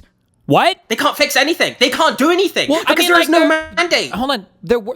So at least for the constant debate, the stuff I was doing the most was like the immigration research. But it seems like for the immigration stuff, it seems like that the labor was largely working through all of the fucking boat backlogs. They were reducing the amount of people that were boating over illegally. That the inflows of immigrants were substantially decreasing. That everybody thought it was going to be 1 million plus, and the number had fallen by like 60% to like I don't know what, like 300,000 from 750,000 the prior year. So like they were working on that economically and everything. I don't know how much fucking progress can even be made anywhere in the world right now. But the fact that it's like 1.5 years for labor, and now the country's like, holy shit, this isn't working. We got to go back to the last 15 years of even crazier conservatives. They'd have the same people, the same fucking people. Farage was UKIP. They were the same people that are all coming back. Your argument here is literally like, why are people doing retard things in a time of like massive inflation? It's like this is literally every single time ever. Like. But if you go back through history, what I'm asking is, how did people survive for? Because they're fucking stupid. No. The same, like, here's what I'm fucking telling you. You fucking bong fuck. Okay, if Keir Starmer was the prime minister when you guys rolled out was it AstraZeneca or whatever? Yeah. He would have been fucking guillotined in the street. But because it was fucking Boris Johnson, and because you guys have no fucking, anybody cares about what conservatives do, he was prime minister for fucking like 5 years. I don't think a Labour PM would have survived for 3 days. There would have been one AstraZeneca death, and they would have fucking hauled this guy off to France for execution. It seems like every single time anything happens under a liberal ever, it's immediately the liberal fault. They gotta get rid of the government, they gotta change out, and then they go back to the same dog shit conservatives. Because the liberals are giving everyone wants easy solutions. They want the easy. No, I do not. You're missing answer. what I'm saying, motherfucker. I understand that people want easy solutions, but conservatives get such a long leash. Why?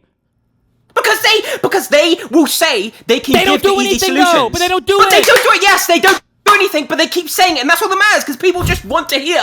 They want to hear that it's being fixed. I agree. Then you shouldn't be mad at me, because my advice at the very beginning, at the top of the hour, was if you want to be an elected politician, you got to act like a fucking clown. And that's okay. Sorry, yeah. If you want to be an elected, you keep saying that conservatives have this long leash. Where is the long leash? They went through like 5 people in 3 years. My bad. You got me. My bad. They got through 5 conservative prime ministers over and over and over again. My bad. Oh my God. That must be crazy for conservatives to have your parties PM over and over and over again, but you have to different one. That's horrible. Dude, if I was conservative, I think I would kill myself. Works. Wow. Oh my God.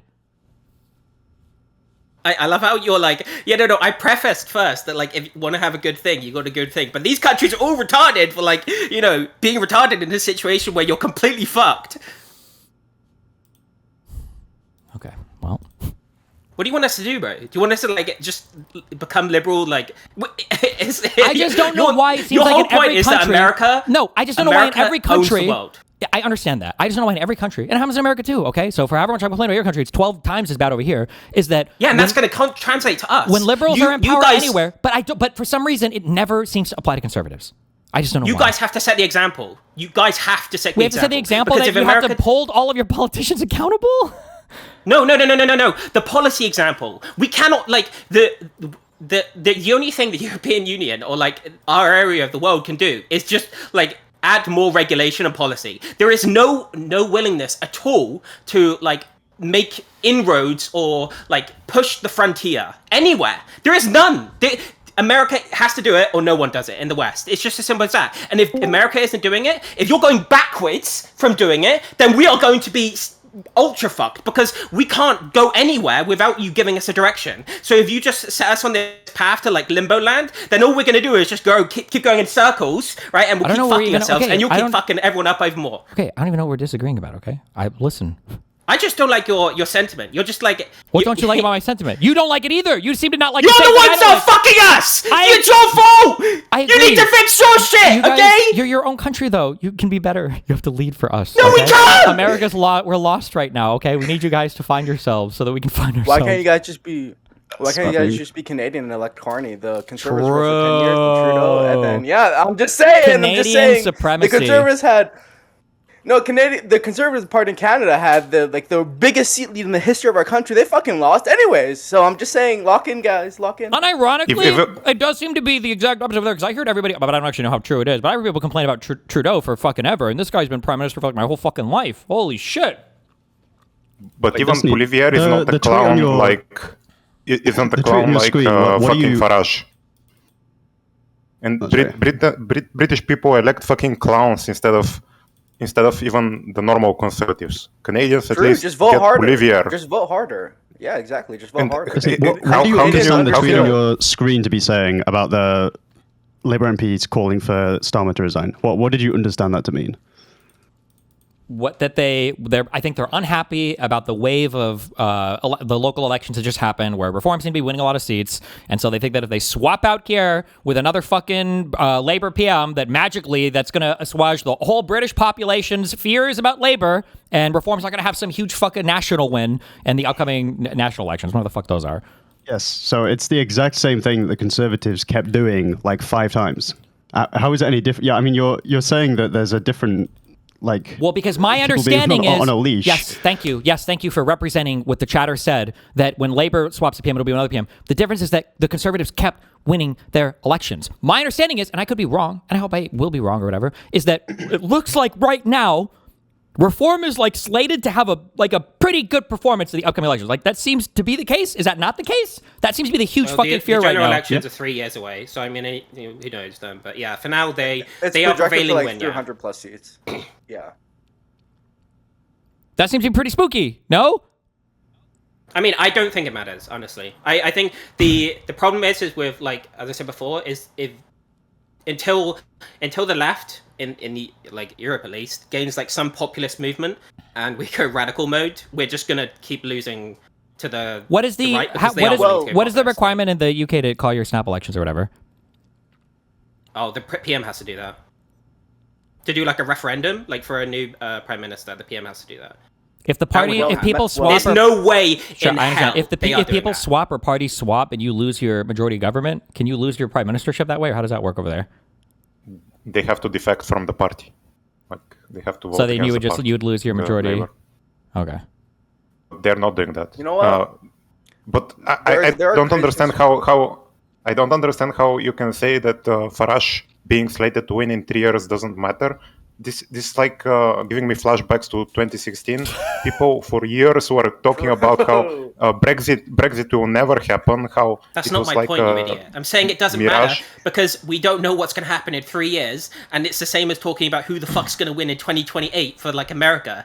Like, I don't give a shit about what happened in 3 years. I care about what happens now, okay? There is a fucking massive energy crisis happening right now. We're all gonna fucking maybe go into a recession, and Trump doesn't give a shit. He's going to China. Like, why the fuck would I give a shit what happens in 3 years? Chilling. Those things are connected. What happens now is what will make their victory in 3 years. And this is the road that you are on right now. Thank you, bro. Thank you for amazing. Listen, Wait, what? Metalloid. Wait, do you Well, remember? excuse me, you were the one that. Do you remember when McConnell at the end of 2021? I don't know how many people know this, but President Trump was impeached in the House, and they had the votes in the Senate to convict him. But McConnell thought it'd be really unpopular, so they made up some bullshit excuse thinking he would never run again. So they didn't actually convict him, and they said, "Well, we don't know if we can convict him because he's already out of office." And guess what happened in 2021? What agency do we have ran compared to that situation? What agency do you have compared to that situation? What do you mean? You act as if there's just like, oh, we take a vote and then suddenly everything's better because Trump's now actually impeached.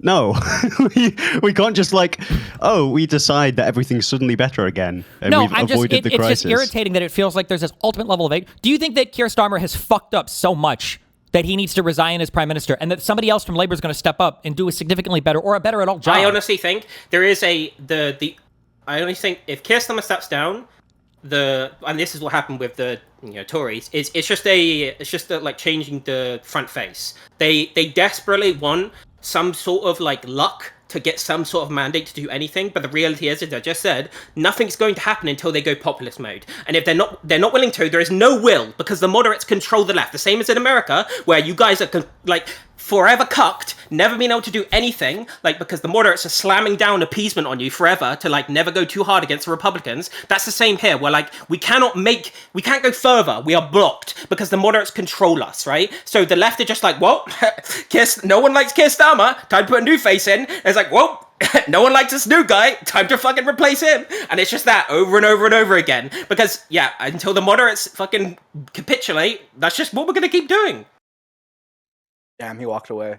No, I honestly think you guys should just be Canadians. Carney is ostensibly a moderate. He's a neoliberal economist. He was in the Bank of England, he was in the Bank of Canada. Kanye's not doing anything. Like, he's doing so much. He's building. You're looking at this guy is just going to a bunch of countries. He has no power. I hate you fucking people. You guys who like say Kanye is gonna like fucking bring on the change of the world. They are a landlocked country. The next pipeline to fucking for TMX expansion is gonna take fucking 20 years, and it's gonna take indigenous people fucking standing in front of the things, being like, nope, you're not doing anything. Stepping on our fucking like fucking spiritual grounds. Okay, there is nothing Kanye can do. He can't do anything. All he can do is just either make inflation worse.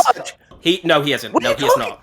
He's not doing so much. No, he is not. Look, have you seen any of the bills he's been fucking passing for the housing shortage? I don't give a shit about the bills. You are controlled by a set of things and your economy, okay? Your exports, your imports, okay, and your productivity and those sets of things, okay? He has no power to do any of those things because you have Trump, who is destroying the fucking like the world economy every 3 months, okay? And then you have land. You have a landlocked economy. He cannot make an export market. It does not exist outside of services. No one's ever going to switch to fucking Canadian services, okay? No one's going to switch to a fucking Microsoft, like Amazon or Google services. What does landlocked economy mean? I don't understand what you mean by that. Aren't there landlocked means there's no way you're going to turn, like you're not going to like lots of people when they're like they get a very popular government say like, oh, we're going to increase our exports or we're going to make more trade trade things with people. There is no ability to do that with other countries because Canada doesn't have any export capacity outside of its like mineral base and oil. And the oil expansion is not changing for decades. The TMX expansion was the last one that finished, and that took 20 years to build. It is. I keep up with this so much more than any of you. You see headlines, and then you see people going to other countries and being like, "Yo, we made this new trade deal with like XX country." Yeah, you're way out of line. No, you're not. You can't get me to. You can't. I live where the oil is made. I keep up with this shit. They're obviously gonna fucking make some make some progress. Yeah, the First Nation stuff is gonna put like a little. No, that doesn't matter. It takes 20 years to make a pipeline in Canada. You can't, even if you like speed run this shit. Okay, the local governments have way too much power. You can't just federally veto shit. Okay, I was literally up to date on the TMX pipeline building every day because I was invested in Canadian equities, and watching that shit was a clown show. Okay. It is never going to happen. You're never going to become a major export. You're always going to be a cuck. Or Canada's always going to be a cuck to America. We're not going to It's always going to happen. We're going to the European Union, buddy. We're going to the European Union. Yeah, no one in Europe is going to buy your shit. Oh, you'd rather buy Russian oil while they're bombing fucking Ukrainians every fucking day? What are you talking about?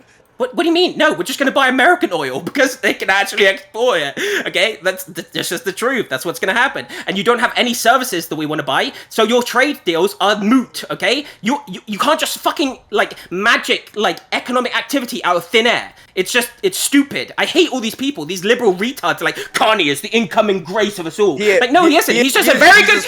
He's a very good speaker. Okay, he's a very good speaker. He knows exactly what to say. He's got a very big mandate from his people for now until inflation comes back and he's fucked again, or people realize house prices are not going down because home builders are not going to build more because they need incentives to, and you cannot give them to them in Canada. Okay, all these things are like structural things, and these are the reason why we are in a populist brainwash narrative right now where Republicans and conservatives keep taking control, because you can't just magic these problems out of thin air. They are part of the system now, and we need an actual we need America, ideally, to come in and say, okay, we've had problems for the last 30 years. We have a bunch of people that genuinely have actual real problems, and they are translating to political will, and we need to fix them, rather than just saying, oh, we're going to make, inflation down, or, oh, we're going to make house prices cheaper. I just fucking hate this shit. Listen, I don't know how you're shitting on my glorious country when you're literally going to elect a fascist in 3 years. Shrimp alas. What did Farage say about like Pakistanis? What do you say? Can I get a recap on that? Why do Canadians elect moderates and British people elect people who are going to run them into the ground every 10 years? Because we're better. We're just better people. We just actually vote correctly. If they're as fucked as the UK, why is that happening? Why can they choose Carney, but you go for Farage? Well, because the situation in the UK is probably a bit more financially dire than the situation in Well, no, you can check. Canada. You can do. Wait, do you disagree with what I just said? You guys. No, yes, I disagree. Yeah, do you think that the average working class or middle class person in the UK is doing better than the average working class or middle class person in Canada? Okay, I think that there's a very simple dynamic, and I disagree with what you said in terms of the application onto politics. I think the simple answer is that Trump is very disliked because of his massive aggressive stance towards Canada and the way that their sovereignty what does that have to do with kind of enriched upon. Okay, because he asked how come they can put Kanye in and then we're doing Farage. Is that not the thing that we're going off right now? Well, yeah, but I'm just saying that I feel like if the situation is a bit more hopeless feeling, then I think I can understand a little bit more why people might be a bit more desperate in British politics to elect somebody more. That the Syrian refugee crisis was rough, that you guys' economic conditions seem to be a lot more sensitive to war in Europe. I think the Russian, I could be wrong, and I'm rich now, so I don't care, but I don't remember the Ukraine-Russia war. I know that gas prices spiked a bit in the US, but you guys... fucking low.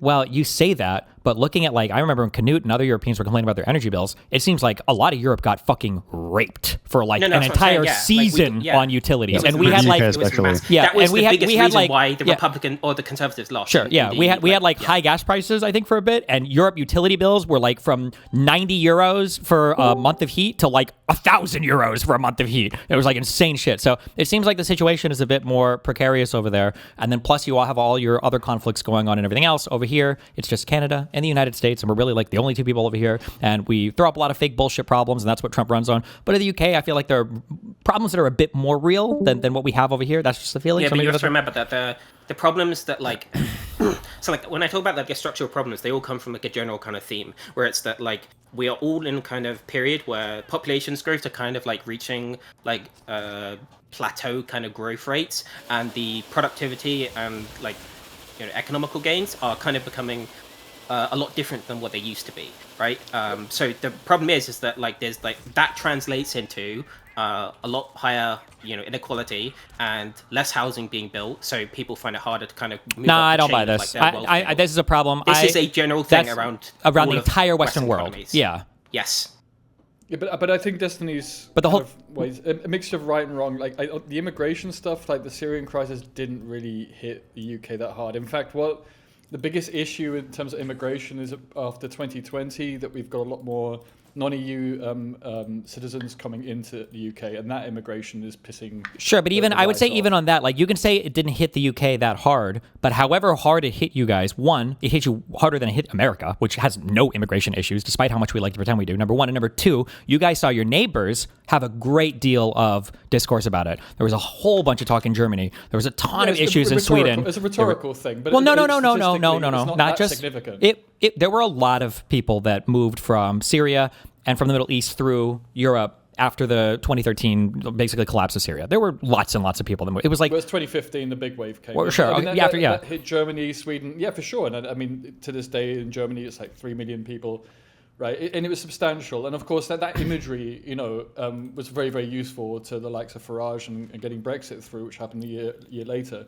But the point that you're entirely correct on is that UK, and it's a really, really boring topic for a lot of people, but it's fiscal policy. And the UK government is in a really, really difficult situation. It can't borrow. And one of the biggest mistakes that Starmer's made in 2024 was the election promise not to increase any taxes. So now Rachel Reeves, the Chancellor, she's trying desperately to increase funding without borrowing too much because the UK state desperately needs to invest in things like infrastructure.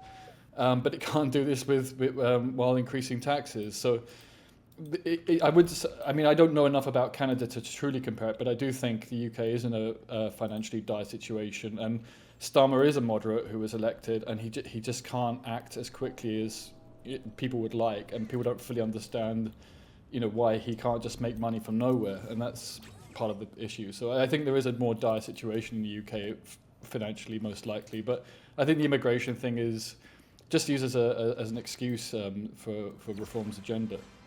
But people are on the feeling taxes, it, and people are sorry, feeling on the taxes point as well. I think there's it's very emblematic of Labour's larger, I guess, fuck-ups in the eyes of a lot of people. Where yes, they're not technically raising taxes, but they're also doing a whole bunch of, I guess, creative work around the edges, where they are effectively raising certain kinds of taxes or doing unconventional taxes or that kind of thing to try and.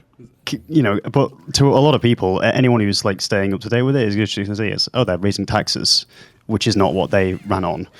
So it's like the worst of both worlds, where they're not doing what they actually need to do to raise money for some weird promise thing when no one really sees them as keeping it anyway. And that's emblematic of, I think, a lot of Labour's missteps. No, I mean, Rachel Reeves is using inflation basically as a means of borrowing. She's being very, very creative, and I really respect her for doing that, because no one can point and say, hey, look, I can see taxes actually rising. Effectively increases taxes, but it's not really, openly a tax increase. I think it's very clever what she's done. But I mean, a lot of problems also go back to, this is something that's probably Destiny's going to be pissed off by for me bringing up, but Starmer kicking Corbyn out of the party, however much he's liked or disliked, he represented a certain wing of the Labour Party, and that wing has now become the Green Party, and it was incredibly predictable what's happened. And even more recently, he's prevented Burnham from becoming an MP because he sees him as competition, even though he could have been introduced into the government and made the government even stronger. And so this kind of insecurity that Starmer represents, I think, is actually the bigger thing that's just lost him support, because it's lost him support among people who have been natural supporters of him and actually wanted to really, really support him, and they simply can't. So he's just burnt so many bridges, but also on top of a really challenging time in which no government was going to succeed immensely.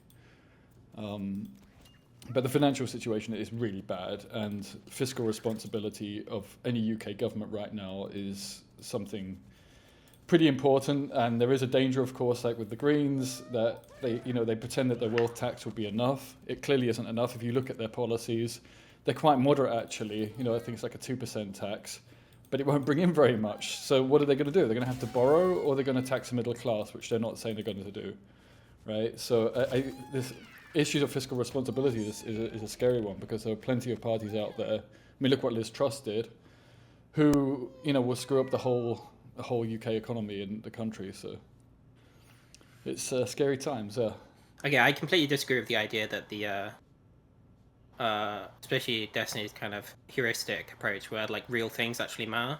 I think genuinely all that matters is optics, and until the kind of structural like reasons for why the conservatives and Republicans in the Western world keep taking power over again over the liberals, even though the kind of liberal dynamic in the world has like looks like it's going amazing, like genuinely, like we are making massive like successes everywhere basically where liberal stuff is being pioneered. Is the fact that there are problems that liberal stuff can't fix, and we're not talking about the fucking like what's the word, the thing that like Ezra Klein and shit talk about, but like like just the idea that like male loneliness or stuff like that, like these societal cultural kind of things, are like I think those are the type of things that actually translate really, really hardcore into the political kind of like economical shit, and people just cannot see that because when they see these massive like economical things like an energy crisis or massive immigration things, they just immediately translate them into like why the political parties are winning, when in actuality if you just look at the trend in the last 20 to 30 years, it's always been in one direction, and all these like, you know, different problems aren't making that direction. The direction is happening alongside things that are kind of linearly scaling upwards. It's not like the energy crises that are happening. It's not the economical crises. It's these like cultural, societal aspect crises that we are dealing with. And the liberal regime can't fix that. So what you have is you have these Republican and conservatives keep coming along saying, oh, I'm going to fix your shit. Like, I'm going to make it so you can have a job, or I'm going to make it so you can have like a family and a wife, or stuff like that. And they, you know, they appreciate that. That feels like they'll fix it. Or like the parents in the world have a massive crisis where like kids are like having huge mental health illness and health issues, or they're, you know, lonely, or they're not going outside, or etc. Like having to, and the internet and that aspect, and the societal social aspect of like dealing with, you know, fucking, I don't know, social media and stuff like that. Like these, they provide very easy solutions to all these answers, and they aren't really like, they aren't like an economical kind of answer. Like they're kind of just like an answer to a social cultural problem, I feel like. And if that doesn't change, like if those issues don't change, I think we're just going to keep going back and forth, and people will keep saying the next crisis or economical crisis or immigration crisis is the reason why we are where we are, when it's not. No, I totally agree that like simplifying it down to a few problems, whether it be rhetorical or economic, I think is a mistake. I think there is this kind of perspective that's very doomer, that's basically pervasive in our societies at the moment, that in itself needs to change. But at the same time, certainly in the UK context, like there are 14 years of too few taxes being collected by the Tory government, and you can't just go, oops, oh, we'll just take all that money back now and then invest it back into infrastructure, into education, to healthcare. That needs to be done. And that is a serious, substantial problem for the UK. And I don't know necessarily other countries. Like I live in Germany now. I would say that they've got their balances of taxation about right here. So I think in Germany, I think you're more accurate actually in terms of it being kind of this issue of mental health, this issue of a perspective that needs to change. And in that sense, I mean, that's why part of the solution is a more optimistic, more positive view and vision that a party needs to share, rather than just continuing the whole doomer narrative of, yeah, things are terrible, we need to change everything. And I mean, it's happening both on left and right in say the UK right now, right? The Greens are saying everything's terrible and we need a revolution, you know, and the right's basically saying the same thing but with a completely different vision. And like the whole problem there is this kind of unhappiness with what we have and not respecting actually what we still have and what we still should preserve and respect. So I think it's both. I don't think it's one or the other in terms of, you know, perspectives, in terms of mentality. But I do think there is an economic side, certainly in the UK situation. There's also the issue that all of the like infrastructure for the social side of it is something that like is not really from the UK. That is basically entirely imported from the US, and we have almost no control over it. As in, like, I think the most similar thing to the sort of crazy right-wing domestic stuff you have in the US is GB News, which is only like a recent thing, and that's maybe, I'm not even sure if it's comparable to Fox News, because some of the, like, is it Jesse Waters or whatever, is insane compared to even some of the craziest of GB News. But yeah, basically all of the like right-wing radicalization stuff and all of like the crazy stuff for the social side is being done through stuff like Twitter, which, I mean, we can't do anything about that other than if like just straight up banning Twitter, but that's not going to happen. Isn't a lot of the UK mainstream media extremely like, well, not far right, but very favorable to the right wing? Every time they cover left wing politicians with a much more negative slant. I mean, like Murdoch is extremely powerful in the UK. Even the BBC has had Nigel Farage on, like Question Time, way more often than he deserves in terms of having his vote share. Okay, now Reform is starting to get a substantial vote share, but I'm talking before this. I'm talking about during his UKIP years. He was often on, because we have this news program called Question Time. It's meant to be a bit of a debate with a panel. And he was, and Reform in general has just been far overrepresented in those types of politicians because it's a bit sensationalist and it gets people watching. So I mean, the intention we can question, but the overall effect is even the BBC has been leaning rightwards. And that's because the world newspaper. is leaning rightwards, so it makes sense. Like us as the Western world has become more conservative the last 20 years in terms of our overall perspective. Like the progressive stuff. Especially after 2020, the progressive narrative got absolutely destroyed. Unless it's gay rights, and then black people. I mean, I get less of a thing in Europe, but everything that isn't that was absolutely nuked. And I think that had a massive effect because the left put a lot of political will into those things, and then obviously they got flat-footed, and now you have a kind of movement, and that's carrying forward as well. And this meme that the right like to share, right, with someone moving further and further left, and then saying, "Hey, look, how far away the centre is now," and all this kind of thing. Actually, it's the complete other way around, right? We've moved further right, and then they're saying, "Hey, we're the centre ground," but it's actually just shifting what the centre ground is perceived as, even though actually politics is moving right. So I think you're right, and I think a lot of it's just to do with sensationalism. It just gets more clicks, and the media's become a lot more about getting clicks, advertising maybe, or I don't even know if it's just about that. It's about different media platforms keeping people's concentration for longer. But I mean, in the UK, we also have the newspapers, and they're still significant, like the Sun newspaper and the Daily Fail, as we like to call it. And they've always, they've been very right leaning for a while, and the Sun's owned by Murdoch, and they've been pushing that narrative. You can see that from the 1990s even, and they've been pushing the Brexit narrative for before Brexit. This kind of Euroscepticism. So I mean, it's built on top of that foundation in the UK, and I think Twitter just accentuates those views. Okay. I wanted to say that wait, run them down. Wait, real quick, because I'm not going to do 12 hours of fucking British politics. Run down your final thoughts. Go, but yeah, go ahead. Zero.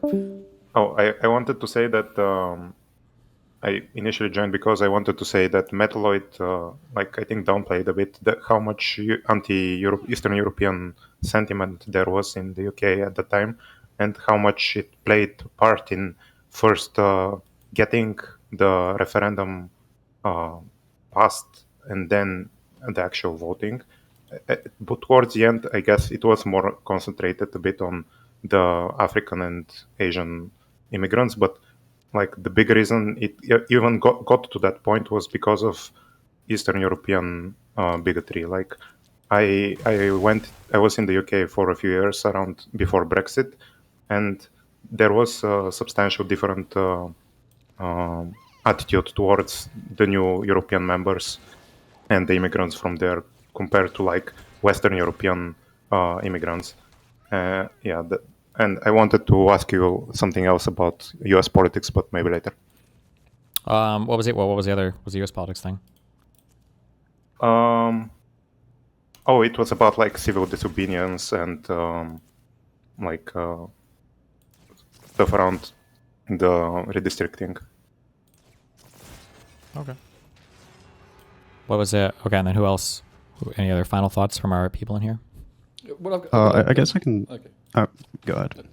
I was just going to have a kind of a positive note that, I mean, if Andy Burnham gets a seat, and if he did become Labour leader, I actually think he could make the difference. And as difficult as it would be to accept, if there was ever a Green Labour coalition, which I'd find hard to accept, but we are dealing with a country without proportional representation. It would be needed. I think there is a potential for a turnaround in terms of left-wing politics winning against reform in the next election. There are paths out of this situation. Okay. All right. Thank you. And what would you have? Wait, Uni? I got one more. Hold on. What would Uni do? Yeah.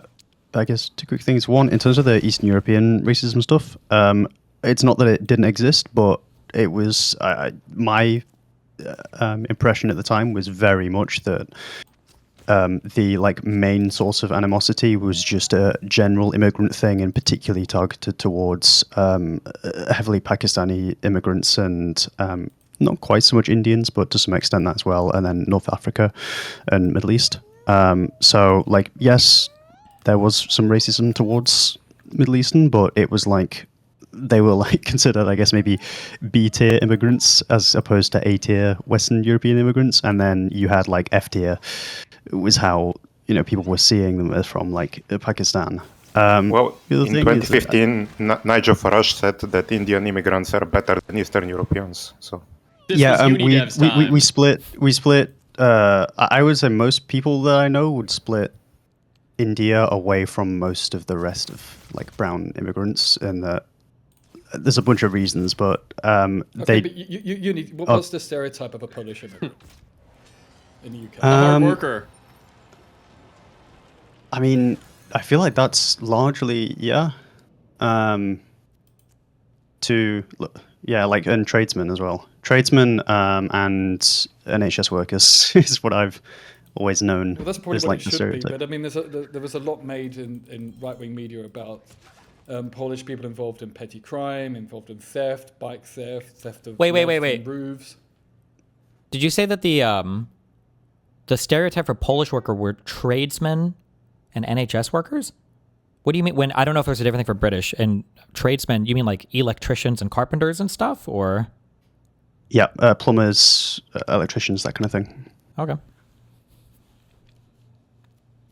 I mean, I think that exists, around the center of politics on the left, but in the right, there was definitely a push of a very negative image of Bulgarians and Poles, and they often complained because Tony Blair had opened the doors much earlier than most of Europe, I think, to Eastern European migration, and the numbers were higher than they expected, so it looked like it was out of control, and it was a big issue in the 2000s. So I don't. Of course, it's complex, and there's multiple motivations and arguments to the right of use. But I do think it is a good point that it was built on this dislike of Eastern Europeans and the stereotypes around petty theft and crime, which weren't true statistics. I think it's more so just during the time of Brexit itself, I feel like there was, especially right around the vote, there was more being made of immigration in general and North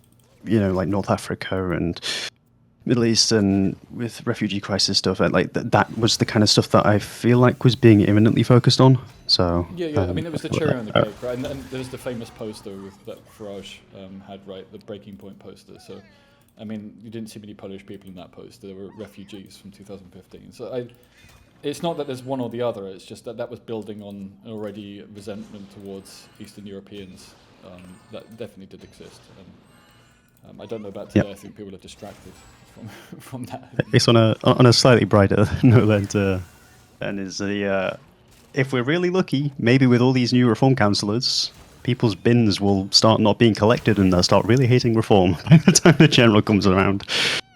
Who knows? We can only hope, yeah.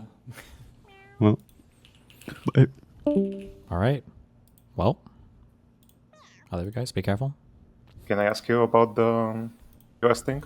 Sure. What about it? So the Voting is Rights Moten still Act. here? Yeah, I'm here. Did you have something relevant that you want to say to the Bonger people, or?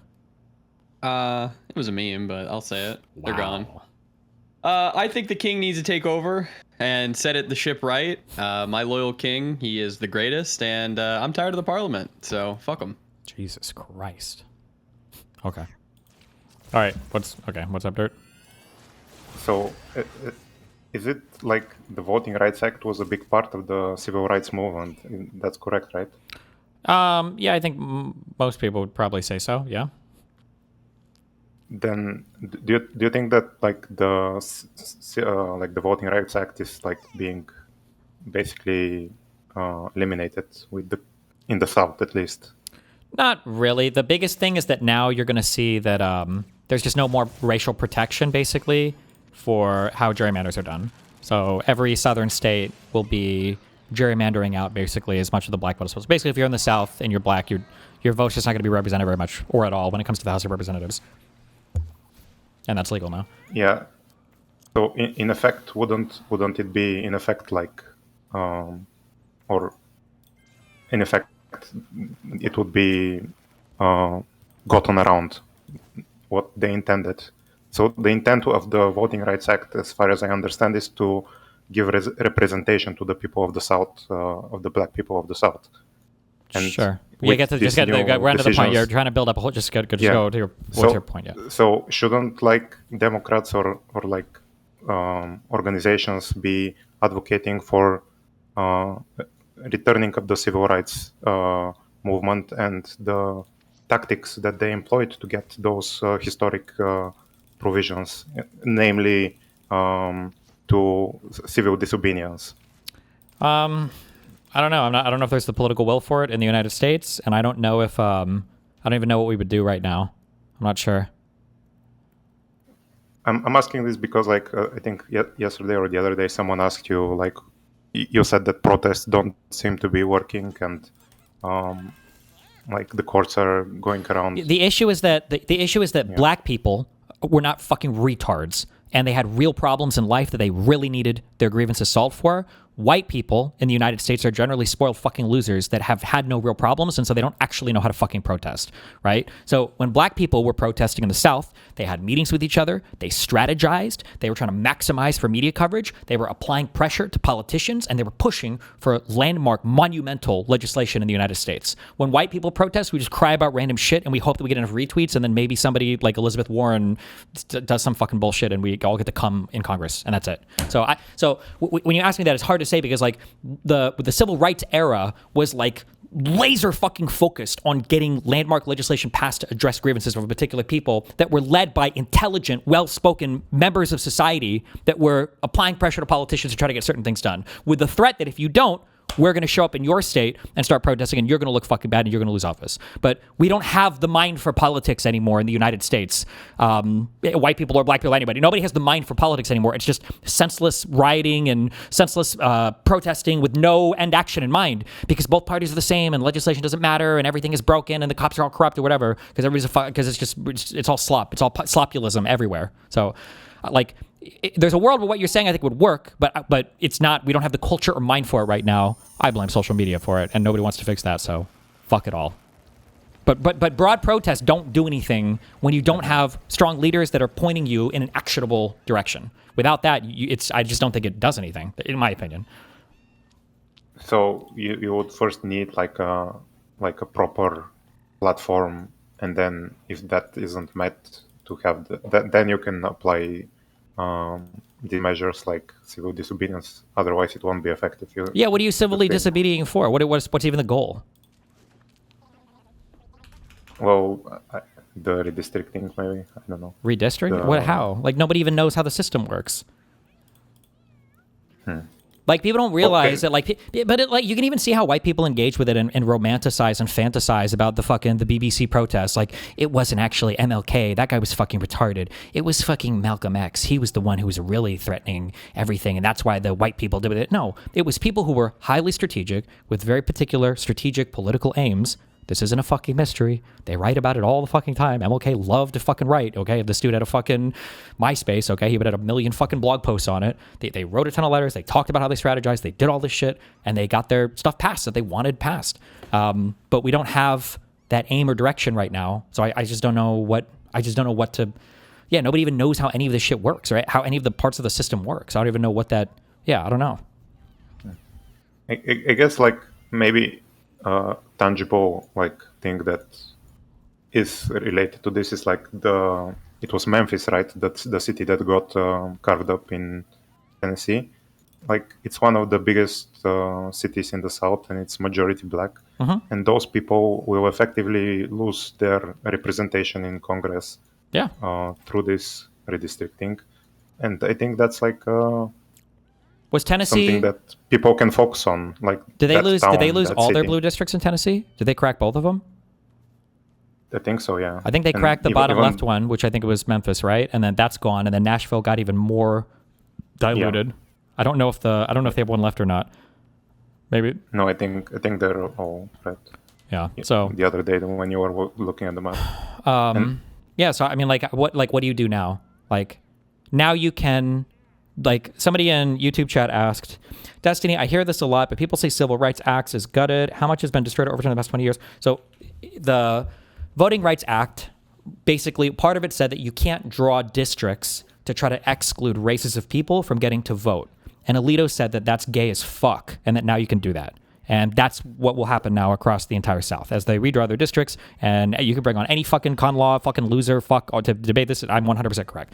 That's every black district will be gerrymandered out of existence now, and there will be no way to challenge that in court. So that's what's going to happen. Legally, you have no recourse now. So now the only way to change that is we would either have to swap members of the Supreme Court, or we would have to amend the Constitution, because due to the fact that the Constitution is written in English, and the only people who are allowed to truly read the Constitution are the Supreme Court justices, and the fact that Alito is fucking illiterate, apparently, means that we either have to change the Constitution or have to change the people that read the Constitution. I don't think you could pass a Civil Rights Act again, or a Voting Rights Act, that would make it so that you can't district, so that you have to be sensitive to race while districting. Alito would say, no, that's unconstitutional. You can't do that because it's sensitive to race. You can't have a racial gerrymander. So that's gone now. So we either have to amend the Constitution or get a re-ruling by different justices. Yeah.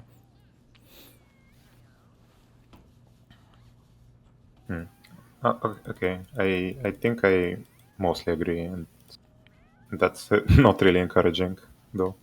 It's just like one of the annoying things. I even on Reddit today, the problem is just that everybody is just so fucking sloppulous doomered on fucking everything. Anytime there's a cop post, everybody's talking about how every single fucking cop is corrupt and evil. Every time there's a post on Congress or some bullshit, everybody's like, wow, they're saying the same thing. Oh, what was it? It was some fucking retarded shit on Israel about funding Congress. Like, oh, the Dems and Republicans are the exact fucking same.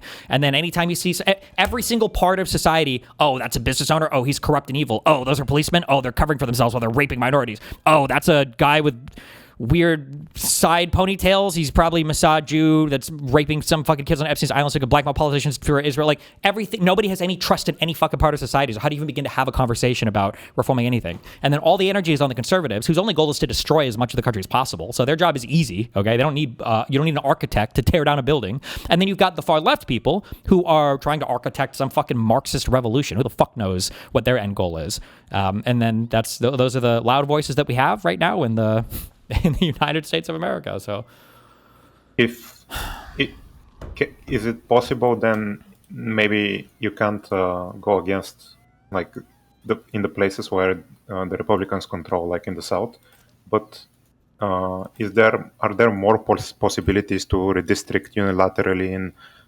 safer blue states? Yeah, you can try it, So but I think the issue is without that blue referendums. states, the issue is that blue states, okay, unilaterally disarmed, I think. I would have to go back and check all the constitutions, but I think that it is the case that most blue states, because they want to be so fucking fair, okay, they want to make sure that their asshole is equal opportunity to be fucked by anybody. Blue states were like, we're going to make it so that we don't partisan gerrymander, and we're going to put it in our constitution so that we can have a fair state. So the red states go, fuck the blacks, bye. And then the blue states go, okay, guys, we're going to counter them, and we're going to fight them. So what we're going to do is we're going to go through our state assemblies, and then we're going to try to put up an amendment for our constitution. We're going to get the people to vote on it. We're going to try to change our constitution. And so they have so many more hurdles to jump through. So we just had a few illiterate dipshits on the Virginia Supreme Court basically disagree about whether or not a day is 1 day or 45 days. And so the whole Virginia redistricting thing is scrapped. It's gone. The Virginia redistricting thing is out. Okay.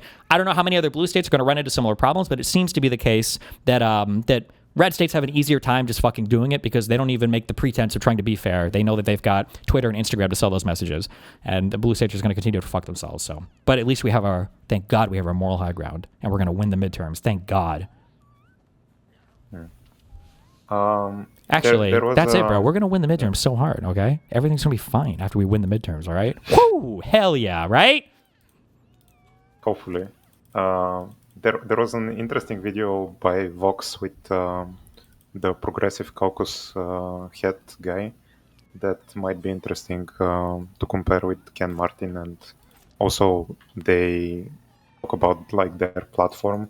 I think like the moderates or the majority of the Democrats need like a punchy, easy policy that they can advertise. Otherwise, they get attacked from the left with Medicare for all, and from the right with take the immigrants out. So might be a good to contrast like what are the actual priorities of the liberals compared to like the lefties and the fascists. Okay. I posted the interview in chat if you want to look at it later. Gotcha. Okay. Well, thank you for your time and see you. Have fun, be careful. DGO. Bye.